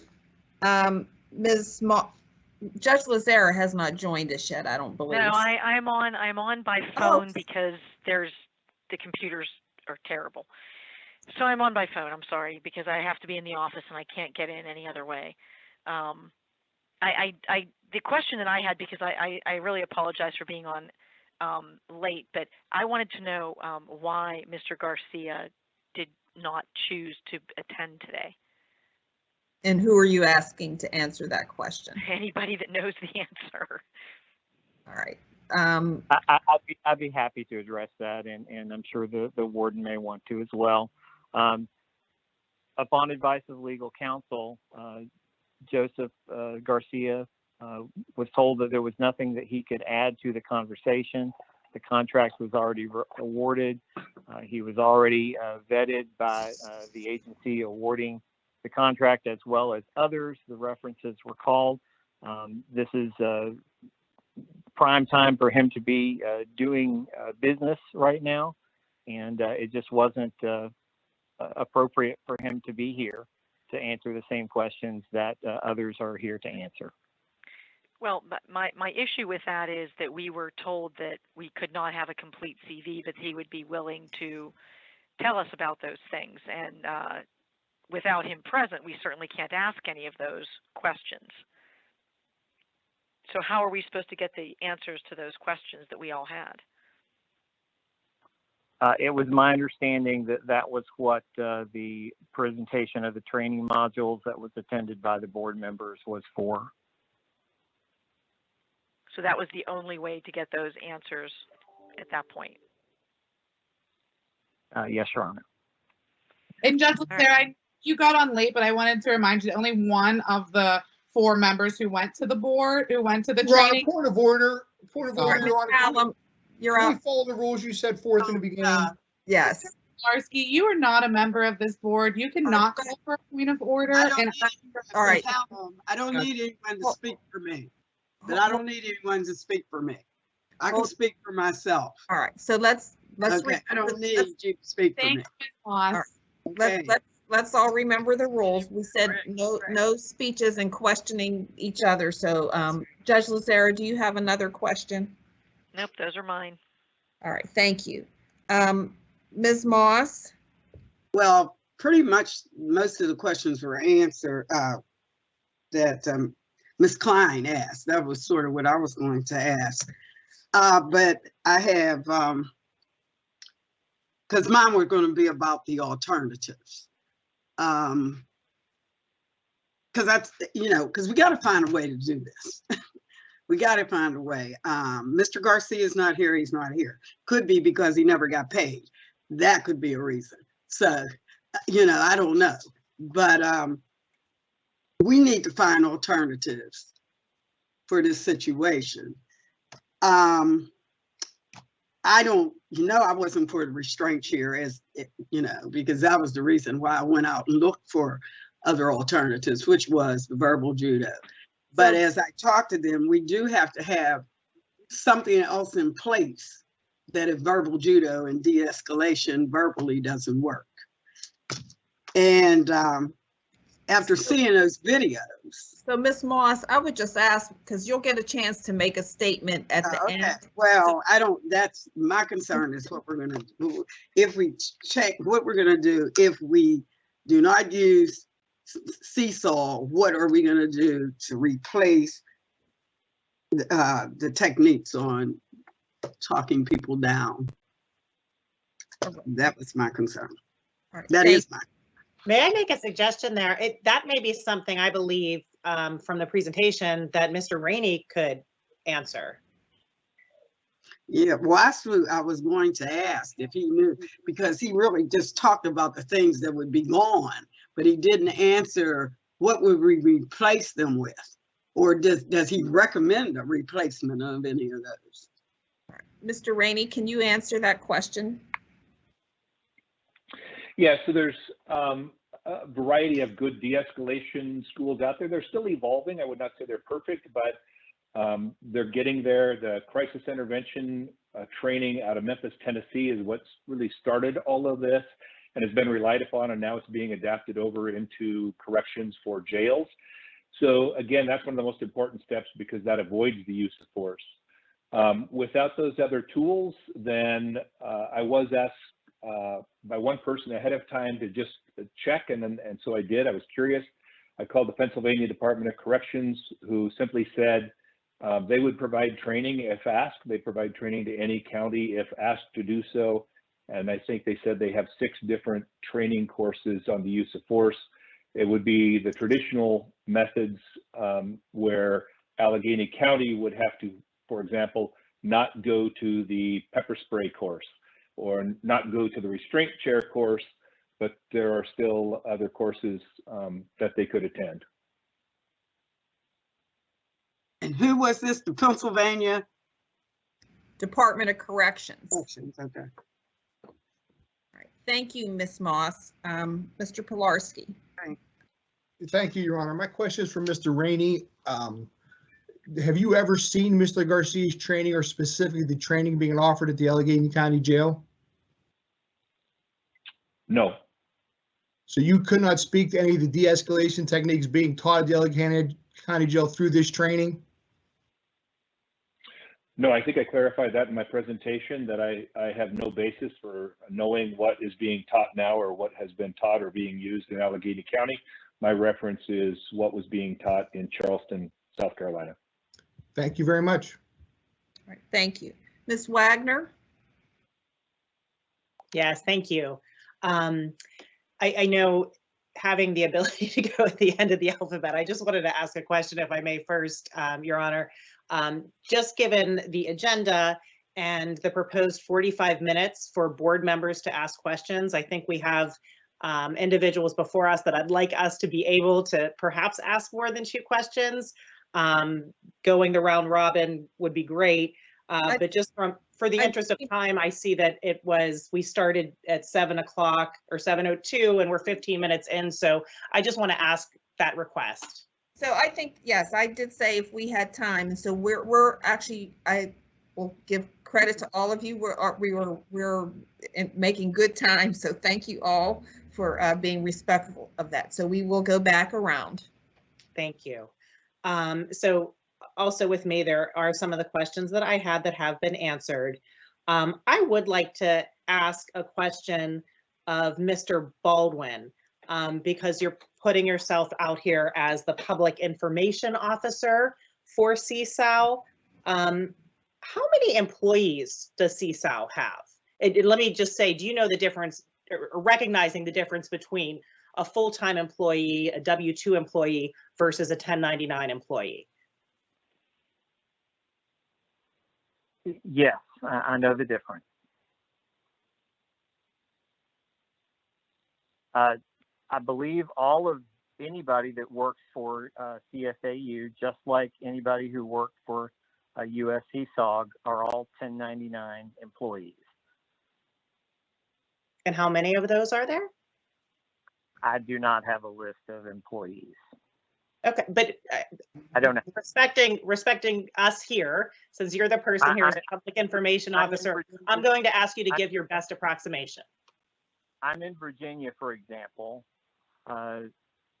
Garcia is in South Carolina and then travels to whatever facility he is working in.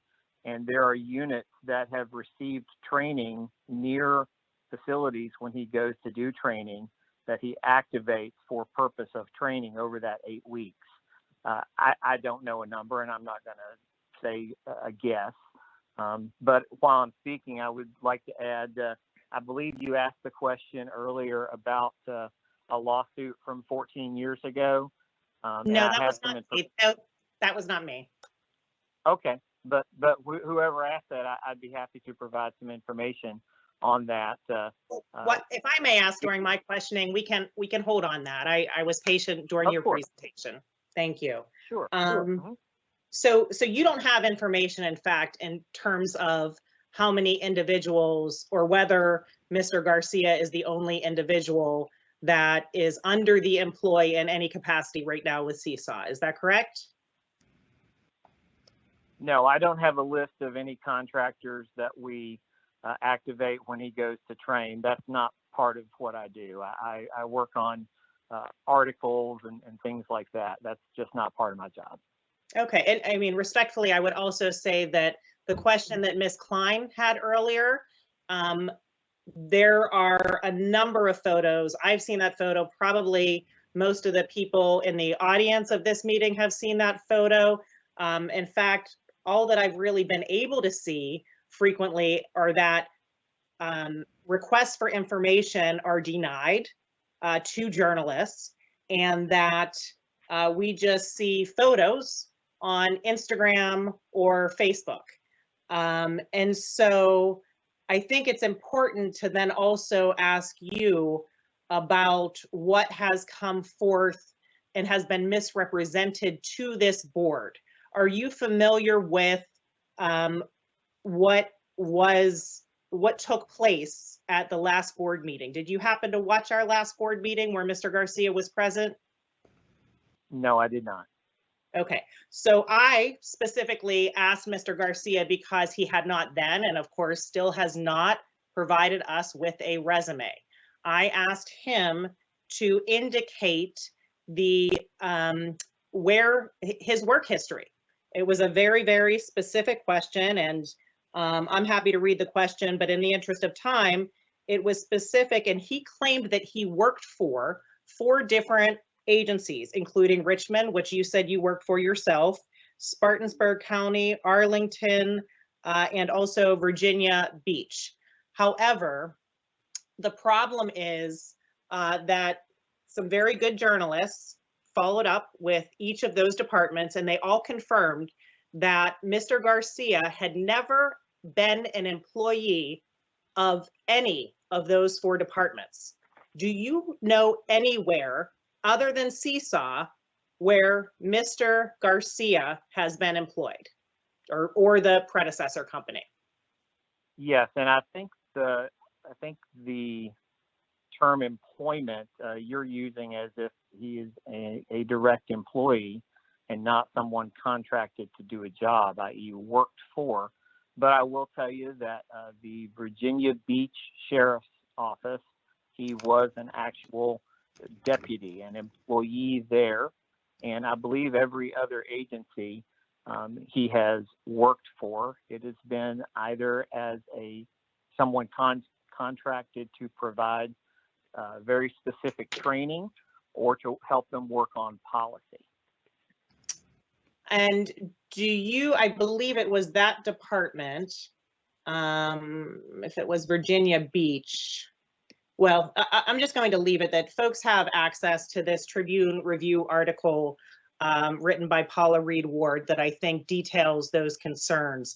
I am concerned, I will say, that looking up your resume publicly, it indicates that you only worked with CSAU for 1 year and that you're in the business of product sales, office sales. So I'm just very concerned that Mr. Garcia is not here and that we are having questions not answered by somebody who basically doesn't have the information. No disrespect to you. I would then also just like to ask one follow-up question, that is to Mr. Rainey. And I appreciate, Mr. Rainey, your presentation, and I think the objectivity of it, showing us some of the challenges with implementing the referendum, which unfortunately the board never had the opportunity to discuss before this contract was put before us. I do want to note that with this contract, the word de-escalation, from what I can tell, doesn't even appear here once. That's a huge concern to me. But from your experience, particularly in looking at this company or this individual, I don't know that I'd call it a company, in South Carolina, can you give us some more detail basically on the impact and their involvement in that use of force analysis that you completed on the death of Jamal Sutherland, please? Certainly. So when the 2 deputies came to the door, as I said, they immediately began yelling at him, say, Sutherland, come put your hands through the door, Sutherland, cuff up, Sutherland, get on the ground. That kind of conversation, and it only escalated. In the investigation by the South Carolina Law Enforcement Division, and when they asked about de-escalation, those deputies, as well as the others, said they were vaguely familiar with it and had heard the term, but had never been taught any de-escalation techniques. And in fact, the one who was used the most force, who was really the team leader of these two SOG deputies, if I remember her quote, she said, "It's all about loud commands." They were simply taught to be aggressive and intimidating in order to gain compliance, at least there in Charleston County. Okay, thank you. And just as one follow-up, so you had one follow-up. I'm sorry, just on this topic, to the answer from Mr. Rainey, because in your presentation you spoke to the best practices, and I think as somebody with great experience nationally, would you consider any of what you have seen from this company or this individual to follow best practices in your industry?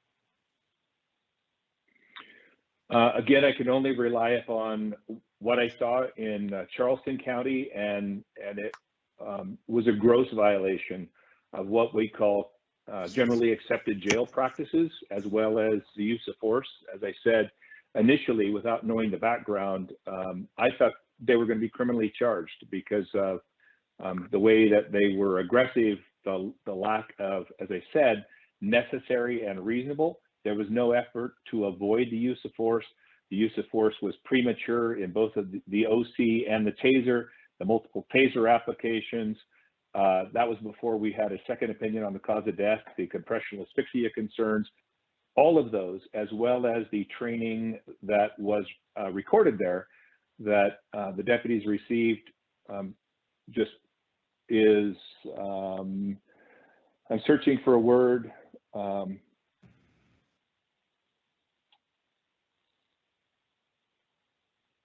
I just don't quite have the right word for it.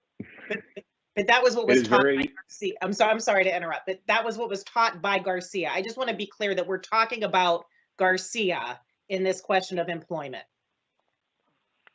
Yeah, the evidence is all out there. The Ninth Circuit Solicitor's Office, the evidence is available and the videos are available. So it has Mr. Garcia, which supported the deputy's testimony when they were interviewed about when to use a taser, meaning taser against passive resistance, and a lot of the techniques, the yelling, the premature force, all of that was consistent with what they were taught.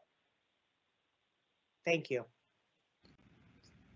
So I just have a couple of questions. So Mr. Rainey, I think Mr. Baldwin had said that the folks that were involved in the death of Mr. Sutherland were not part of the training that CSAU did. Do you know whether, did your investigation also reveal that? No, both of those deputies were trained by that company. And that company ended the contract in the first of 2019. I think, I want to say January or February when they became disillusioned, but that's what those deputies were trained. Even from 2019 to 2021, they really still continued the same practices. And you have already said that you don't know whether, you have not seen the training at the jail, so you can't say whether it's the same training that the Allegheny County Jail is receiving. Is that correct? That's correct. All right. And then I guess my sort of follow-up is, one of the things you said that you had contacted the Department of Corrections. I also contacted them and received some of the same information. Some of the information that they gave was some of the information that you presented, that the inability to use the pepper spray and shackles would be problematic and may lead to more injuries. So how do you train in it? I know that we all, I think everybody agrees that de-escalation is techniques verbally trying to get people de-escalate. To de-escalate is the best case scenario. But would it be fair to say in a correctional setting that there are some people that will not be able to de-escalate with verbal skills? Oh, absolutely. Especially the mentally ill, which are, of course, the most dangerous to deal with. So that, you know, the compensation, again, for the pepper spray is to use the other techniques that are available more thoughtfully and more thoroughly and maintain patience until you reach the point where those are exhausted and a different technique has to be used. I understand that. So what's the alternative when they've exhausted sort of all the great practices on things like verbal judo and active listening, and I'm a big fan of motivational interviewing, and all of those things, and someone still cannot de-escalate and there's a dangerous situation. What are the tools, what are the best tools that corrections facilities could have to safely extract or de-escalate someone who is very aggressive and minimize the injury? The next two, again, they can be interchangeable depending on the situation. So the next two techniques that should be used are either empty hand control techniques. Again, that's twisting arms, legs, using control holds, and often pain compliance in order to control the inmate, or with not using the OC spray. And I presume this also then outlaws the use of the pepper ball gun. But the pepper ball gun is one of the most common tools across the United States in jails to then control the inmate. If you don't have that, then I don't know the situation on tasers there. Again, going from an empty hand control technique into, if you can use tasers, that would be the most common next step, because they really are, despite some of the media, they are safe. They keep a distance between the officer and the inmate. There are occasional injuries, but very few. And then the escalation, if that fails, would be an impact weapon like the shotgun, the 37 millimeter, the 40 millimeter, the FN 303, things like that. Thank you. All right, so I've asked my two in my follow-up. Even though I have more, I'm going to go follow my own rules here, and so we're going to go back through. And so, Ms. Hallam. Thanks, Judge Clark. How many do I get this time? We're going to do the same thing, two in a follow-up, so everyone gets a chance. Okay, cool. My first question for Mr. Rainey: if you had the opportunity today, would you hire Mr. Garcia and his company to come into your correctional facility? No. Okay. Second question, Warden Harper. You earlier had mentioned, and I know this probably seems like a long time ago now because we had to wait till the end for all the questions, but you kept pushing this 8 weeks of continuous training, straight 8 weeks of continuous training. Has Garcia been there for 8 weeks now? No. Okay, but the training has started. Yes. So you were also not getting 8 weeks of continuous training out of Garcia, even though that was your rationale for why you had to hire him? The correction officers have been in training for 6 weeks, Ms. Hallam, and they have 2 more weeks where they're still training right now. So we are getting those 8 weeks, ma'am. So Mr. Garcia is in town currently providing that training? Absolutely. Okay, and then my very last thing is, who is the legal counsel who has advised the CSAU folks and maybe even Warden Harper that Mr. Garcia was not permitted to be here today? I would like the name of that legal counsel, please. I would assume the public information officer from CSAU would have that.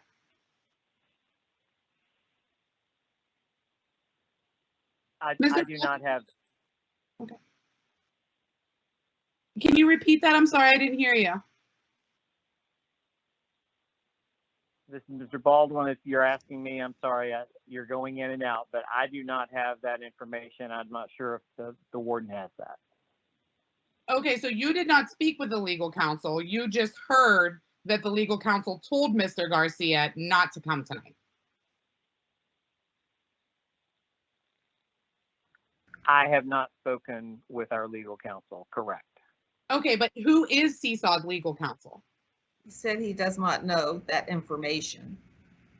The public information officer does not know the legal counsel for the company of which he is the public information officer? That was his answer.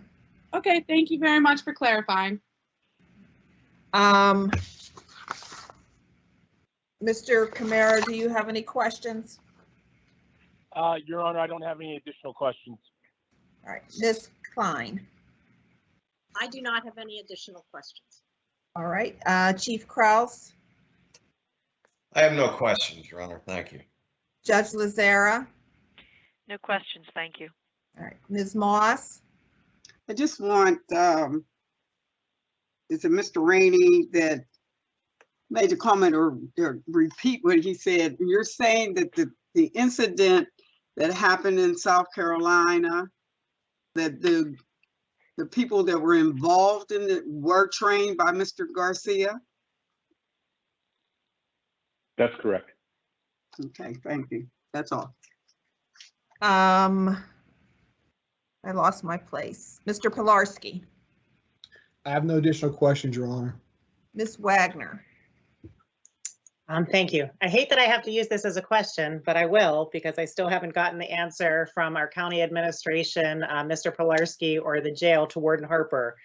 Who are the other companies that we have reviewed?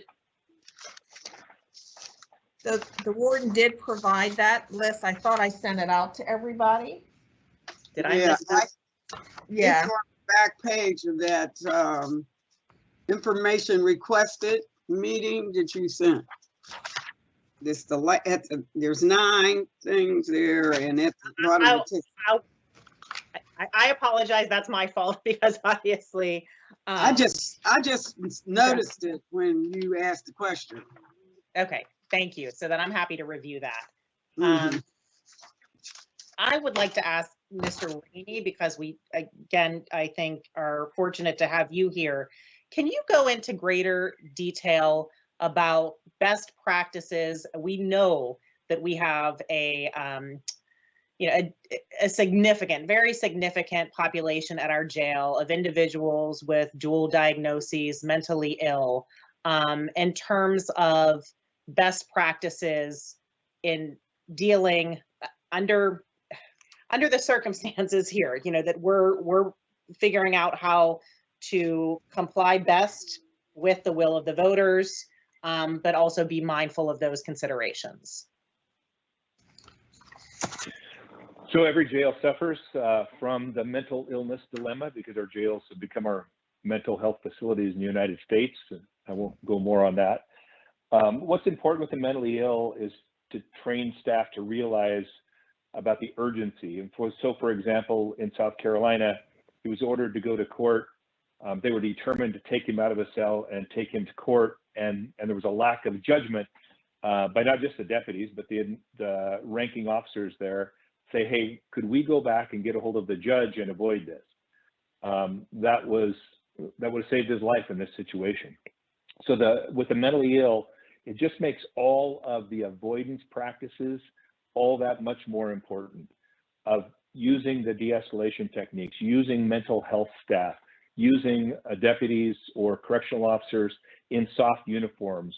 Again, I don't know what the dress is there in Allegheny County, but polo shirts and pants, keeping deputies in the same areas where they develop rapport with the inmates before they decompensate and these incidents start, so that the inmate knows who they are and will be more likely to talk to them. I mean, those are just some of the activities, the positive activities that there are many things that can be done in a jail setting to lessen the probability that force will be used. It's not just the de-escalation, it has to be really the whole package, but there's a lot of good practices out there in some jails that are being very effective at reducing the force and helping them do better in life.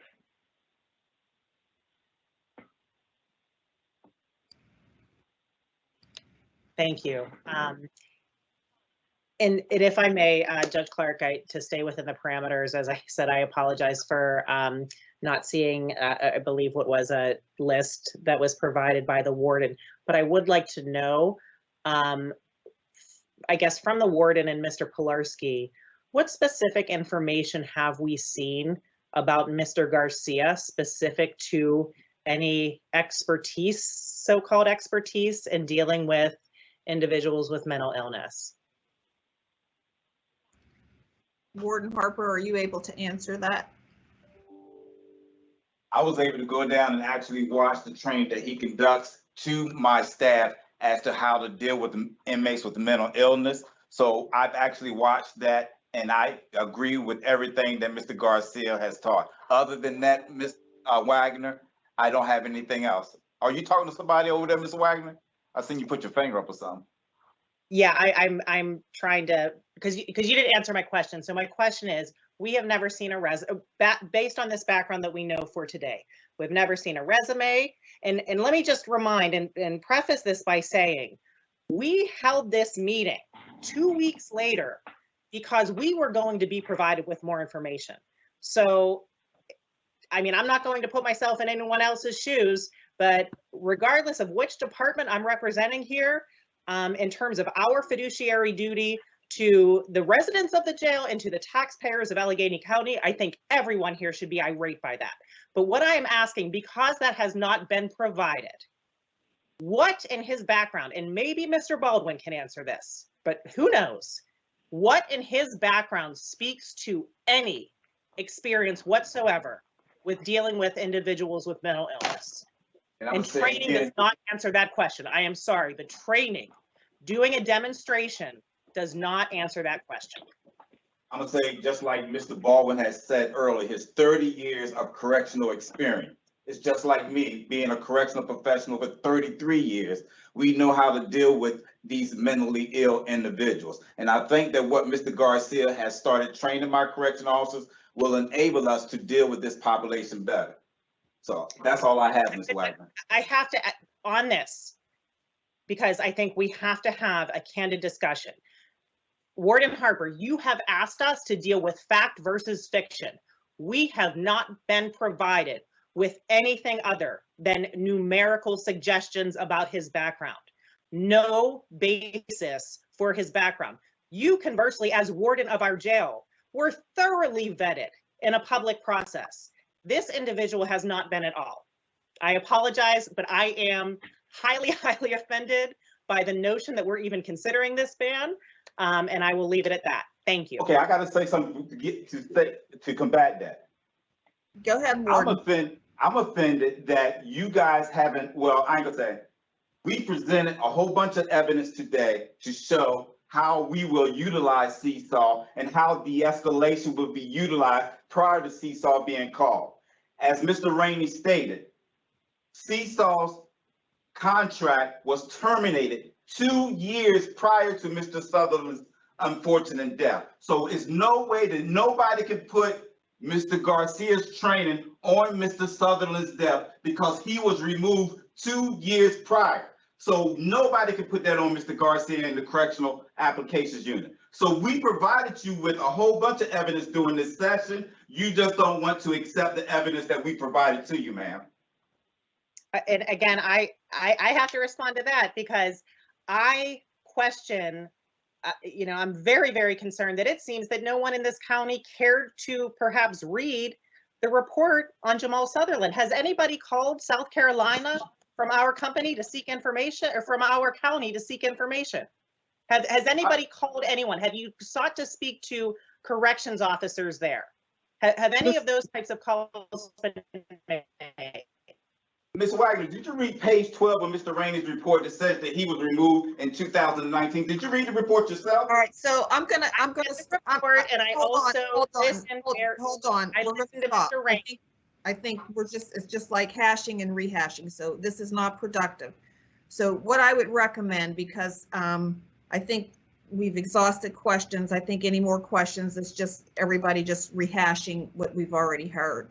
So I would propose that we don't log off, don't hang up your phones, that we take 5 minutes just to break and everybody can kind of cool down a little bit, and then we'll go into the next part of our meeting, which is any motions, and if there's a motion, any discussions, and then final statements by the board and a possible vote if there is a motion. So that's what we're going to do. All right, so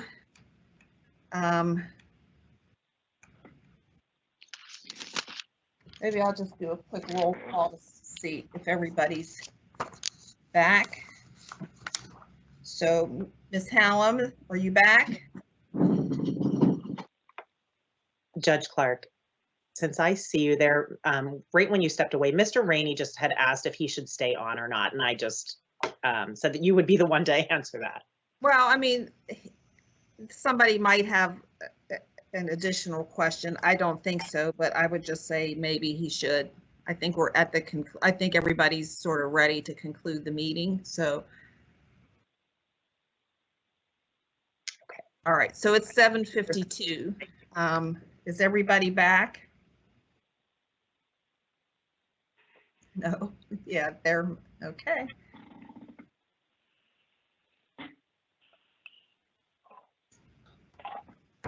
All right, so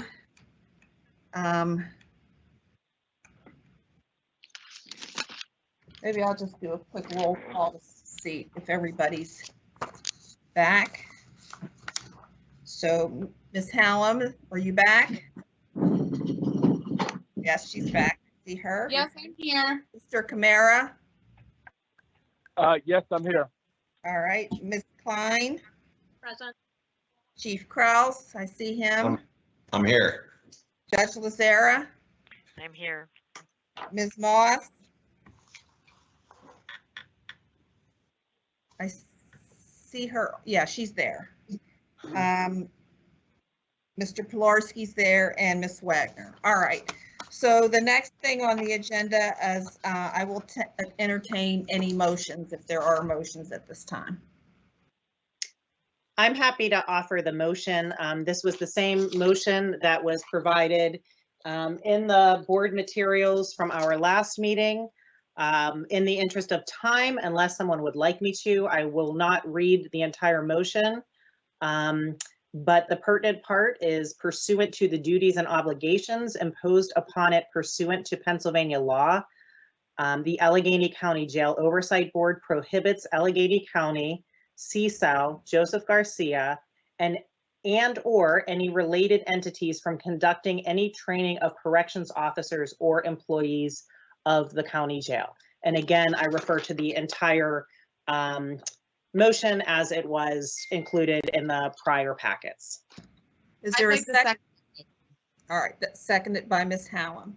All right, so is there any question? Are there any additional questions or any discussion on the motion? All right, so at this time, if there is no discussion. Your Honor, this is a vast mayor speaking. If you could just go over what a yay vote or a nay vote would mean on the motion, I think that'd be helpful for everybody. So I think a yay vote would mean the board is saying that they are not approving the contract and asking to dissolve the contract, but it's Ms. Wagner's motion, so I'll ask her to explain that. I would agree with the explanation that you just gave, Judge Clark. All right. Anything else, Mr. Camara? No, I just wanted to ask for that clarification. Thank you. All right, so if there's no other questions or discussion, I did indicate that I would give each board member 2 minutes to make, if you wanted to make a final statement. You are not obligated to, just because I asked you, but if you do, I'm going to do a roll call and ask if you wish to make a statement, and I am going to limit everyone to 2 minutes, so I'm going to turn on the stopwatch. All right, Ms. Hallam. Yes, I would like to make one. Okay, so the county contracted with a paramilitary company to conduct training for the ACJ staff in tactics that have been directly implicated in the death of a person in custody in a South Carolina jail, where they trained and killed the staff that killed Jamal Sutherland, who Mr. Garcia said at our last meeting in his own words, quote unquote, had to die. Not only do these contracts represent a disturbing step for the jail administration that's already facing multiple lawsuits for excessive uses of force and solitary confinement, particularly on community members with serious mental illnesses, it opens the county up to further liability for future suits. Those are taxpayer dollars that will be spent on any lawsuits that the county has to settle. The county hired this company without any public process, clearly without any serious vetting or any real consideration of potential alternatives. And supposedly it was in response to a referendum that was passed this year in Allegheny County, where voters overwhelmingly voted in favor to end solitary confinement and other violence and abuse at the jail. While the contractor claims to suddenly not be the same company that is described on his own website or in Garcia's own words in many podcasts, videos, and interviews that he's done, this is nothing more than official gaslighting. This company and its founder, who has declared, quote unquote, break the jaw and walk away as their mantra, has left a trail of destruction, scandal, and death in their wake. Their actions and their history speak for themselves, and the county stating that things are different now does not change that. The jail and the county administration only have themselves the blame for any time crunch. They did not approach the board at all until we discovered the contracts through other means. They delayed and pushed back, attacking our good faith questions and concerns with bad faith misinformation and misdirection. The veiled threats of, we will have to hurt people if you cancel this contract, is an unacceptable and frankly unethical coercive tactic. I'm ashamed of the county administration, the jail administration. Your 2 minutes is up. Well, that's a perfect ending. Thank you so much. All right. Mr. Camara. Your Honor, I'll be very brief. I am coming to this process late, but obviously have learned a lot through the questions and conversations today. I think there is a much larger conversation that we and others should be having about process and next steps and tactics for future situations, but I am largely leaning on the experience of the warden and its leadership to try to answer some of the questions that have come up today, as well as questions that have come up from folks in Allegheny County in recent votes. Thank you. Thank you. Ms. Klein? Yes, thank you. One of the community representatives of the Jail Oversight Board, I believe this to be one of the most important decisions I have ever made. In order to research best practices for search situations, I spoke with Dr. James Fine, MD, a psychiatrist who has an expertise in mental health and corrections. He believes the safest methods in all cell extractions for correction officers and incarcerated individuals are the use of pepper spray and the judicial use of the restraint chair. I trust his opinions because he is specialized in addiction medicine and is board certified. Obviously, these are no longer available to the staff at ACJ. So what strategies can ACJ use to replace these? The Seesaw training utilizes Kel-Tec shotguns with different projectiles. As I have not been able to see a CV with any certification or licenses that Mr. Garcia may have, I am being asked to trust that Mr. Garcia is qualified to provide the specialized training at the ACJ. According to the Trib, his Class 2 LCO basic jail training certification was revoked. Warden Harper is certified by the American Correctional Association. Deputy Warden Beeson graduated from the Pennsylvania State Corrections Academy and has a bachelor's in criminal justice. I understand the very difficult position that ACJ has been forced into as a result of this referendum. However, I am being asked to trust without the ability to verify.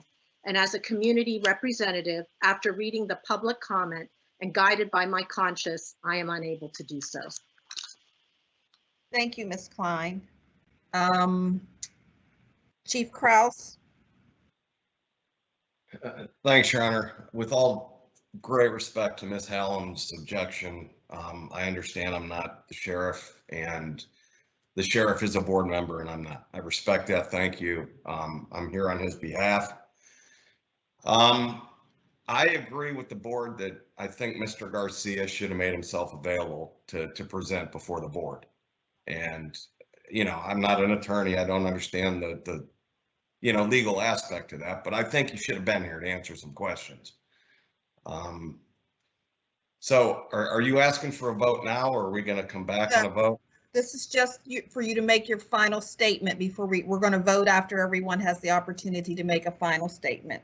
I really don't have a statement other than I can completely appreciate the challenges of the warden of this jail and all of the concerns that we've talked about tonight. And I just thank you for having me. And I agree with what was said about we got to do the right thing going forward. We have to, whatever that's going to be. And thank you.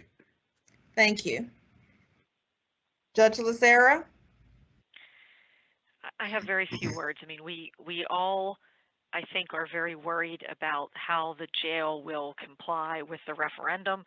I think we are all concerned that possible methods that could have worked have been taken away from the jail, and we are concerned about how things are going to go forward. I am, however, incredibly concerned that the person who is supposed to be helping lead us forward has so completely refused to answer any questions or be available.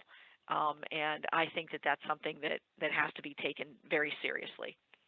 So that's all I'll say at this point until my vote. Thank you. Ms. Moss?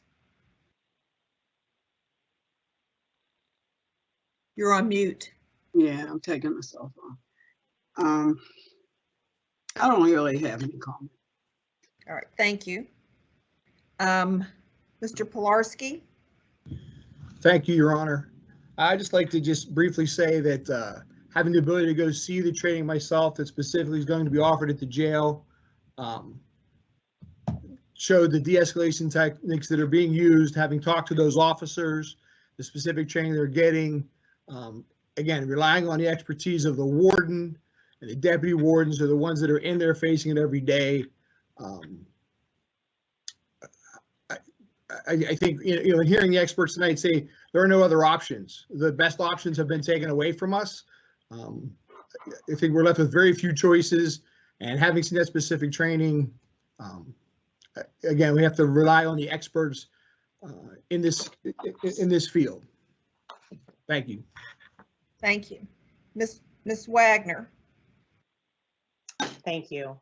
I just want to reiterate some basic facts that Mr. Garcia refused to appear here. He refused to provide information, and he blatantly lied to this board about his employment background, among other things. This board, as we know, is entrusted with protecting the health and the welfare of the residents of the jail. But we are also to be accountable to the taxpayers of Allegheny County. And I would say especially those of us who are elected representatives. I think it is best for us to think of this if this were just a simple matter at any one of our homes, a roof repair or plumbing, and we relied upon some glossy social media type pamphlets, and then later learned that there were very, very concerning things about that contractor, any one of us in our homes would do the prudent thing. We would stop the work and we would seek more information. The county here has done the opposite of that. I cannot explain why, but I can tell you that the individual, the way in which this contract was initiated, all of this is reckless. And to me, this is a mockery of the public trust. Thank you. So I will just add a couple of things. So I am very concerned that Mr. Garcia was not here, that we haven't seen his CV. I mean, someone said to me this morning, even if you applied for a job at Wendy's, you still have to have a resume. And so what is it about his CV and his background that we can't know? Why can't we check the references? And that's concerning. I fully appreciate the warden's position because the referendum has taken away the most recommended tools for after verbal de-escalation. And so I think the warden's in a position of having to comply with the referendum by December 6th, and we don't really have any good alternatives for him right now. And I appreciate that. And I do trust Warden Harper to do the right thing, but I am very concerned about Mr. Garcia and the training and also not having the information. I get, my gut tells me what are we hiding here? So that's a concern for me. I've also, as president judge, as chair of the board, I have received numerous communications from everyone, some from people and agencies that are, I think, are very well respected, that I consider partners in this work and our efforts, like the Prison Society and others that who have sent information. So it's a very weighty decision. I'm very concerned about it. So that's my statement. Thank you. So with that, I'm going to call for a vote. I'm going to do a roll call vote. Please indicate whether you are in favor or opposed to the motion or you abstain. Ms. Hallam. I am in favor of the motion. Yes. Mr. Camara. I vote nay. Ms. Klein. I vote yes. Chief Kraus. You're on mute. Sorry, I'm relying on the training that I observed. I vote nay. Judge Lazara. I vote yes. Ms. Moss. Abstain.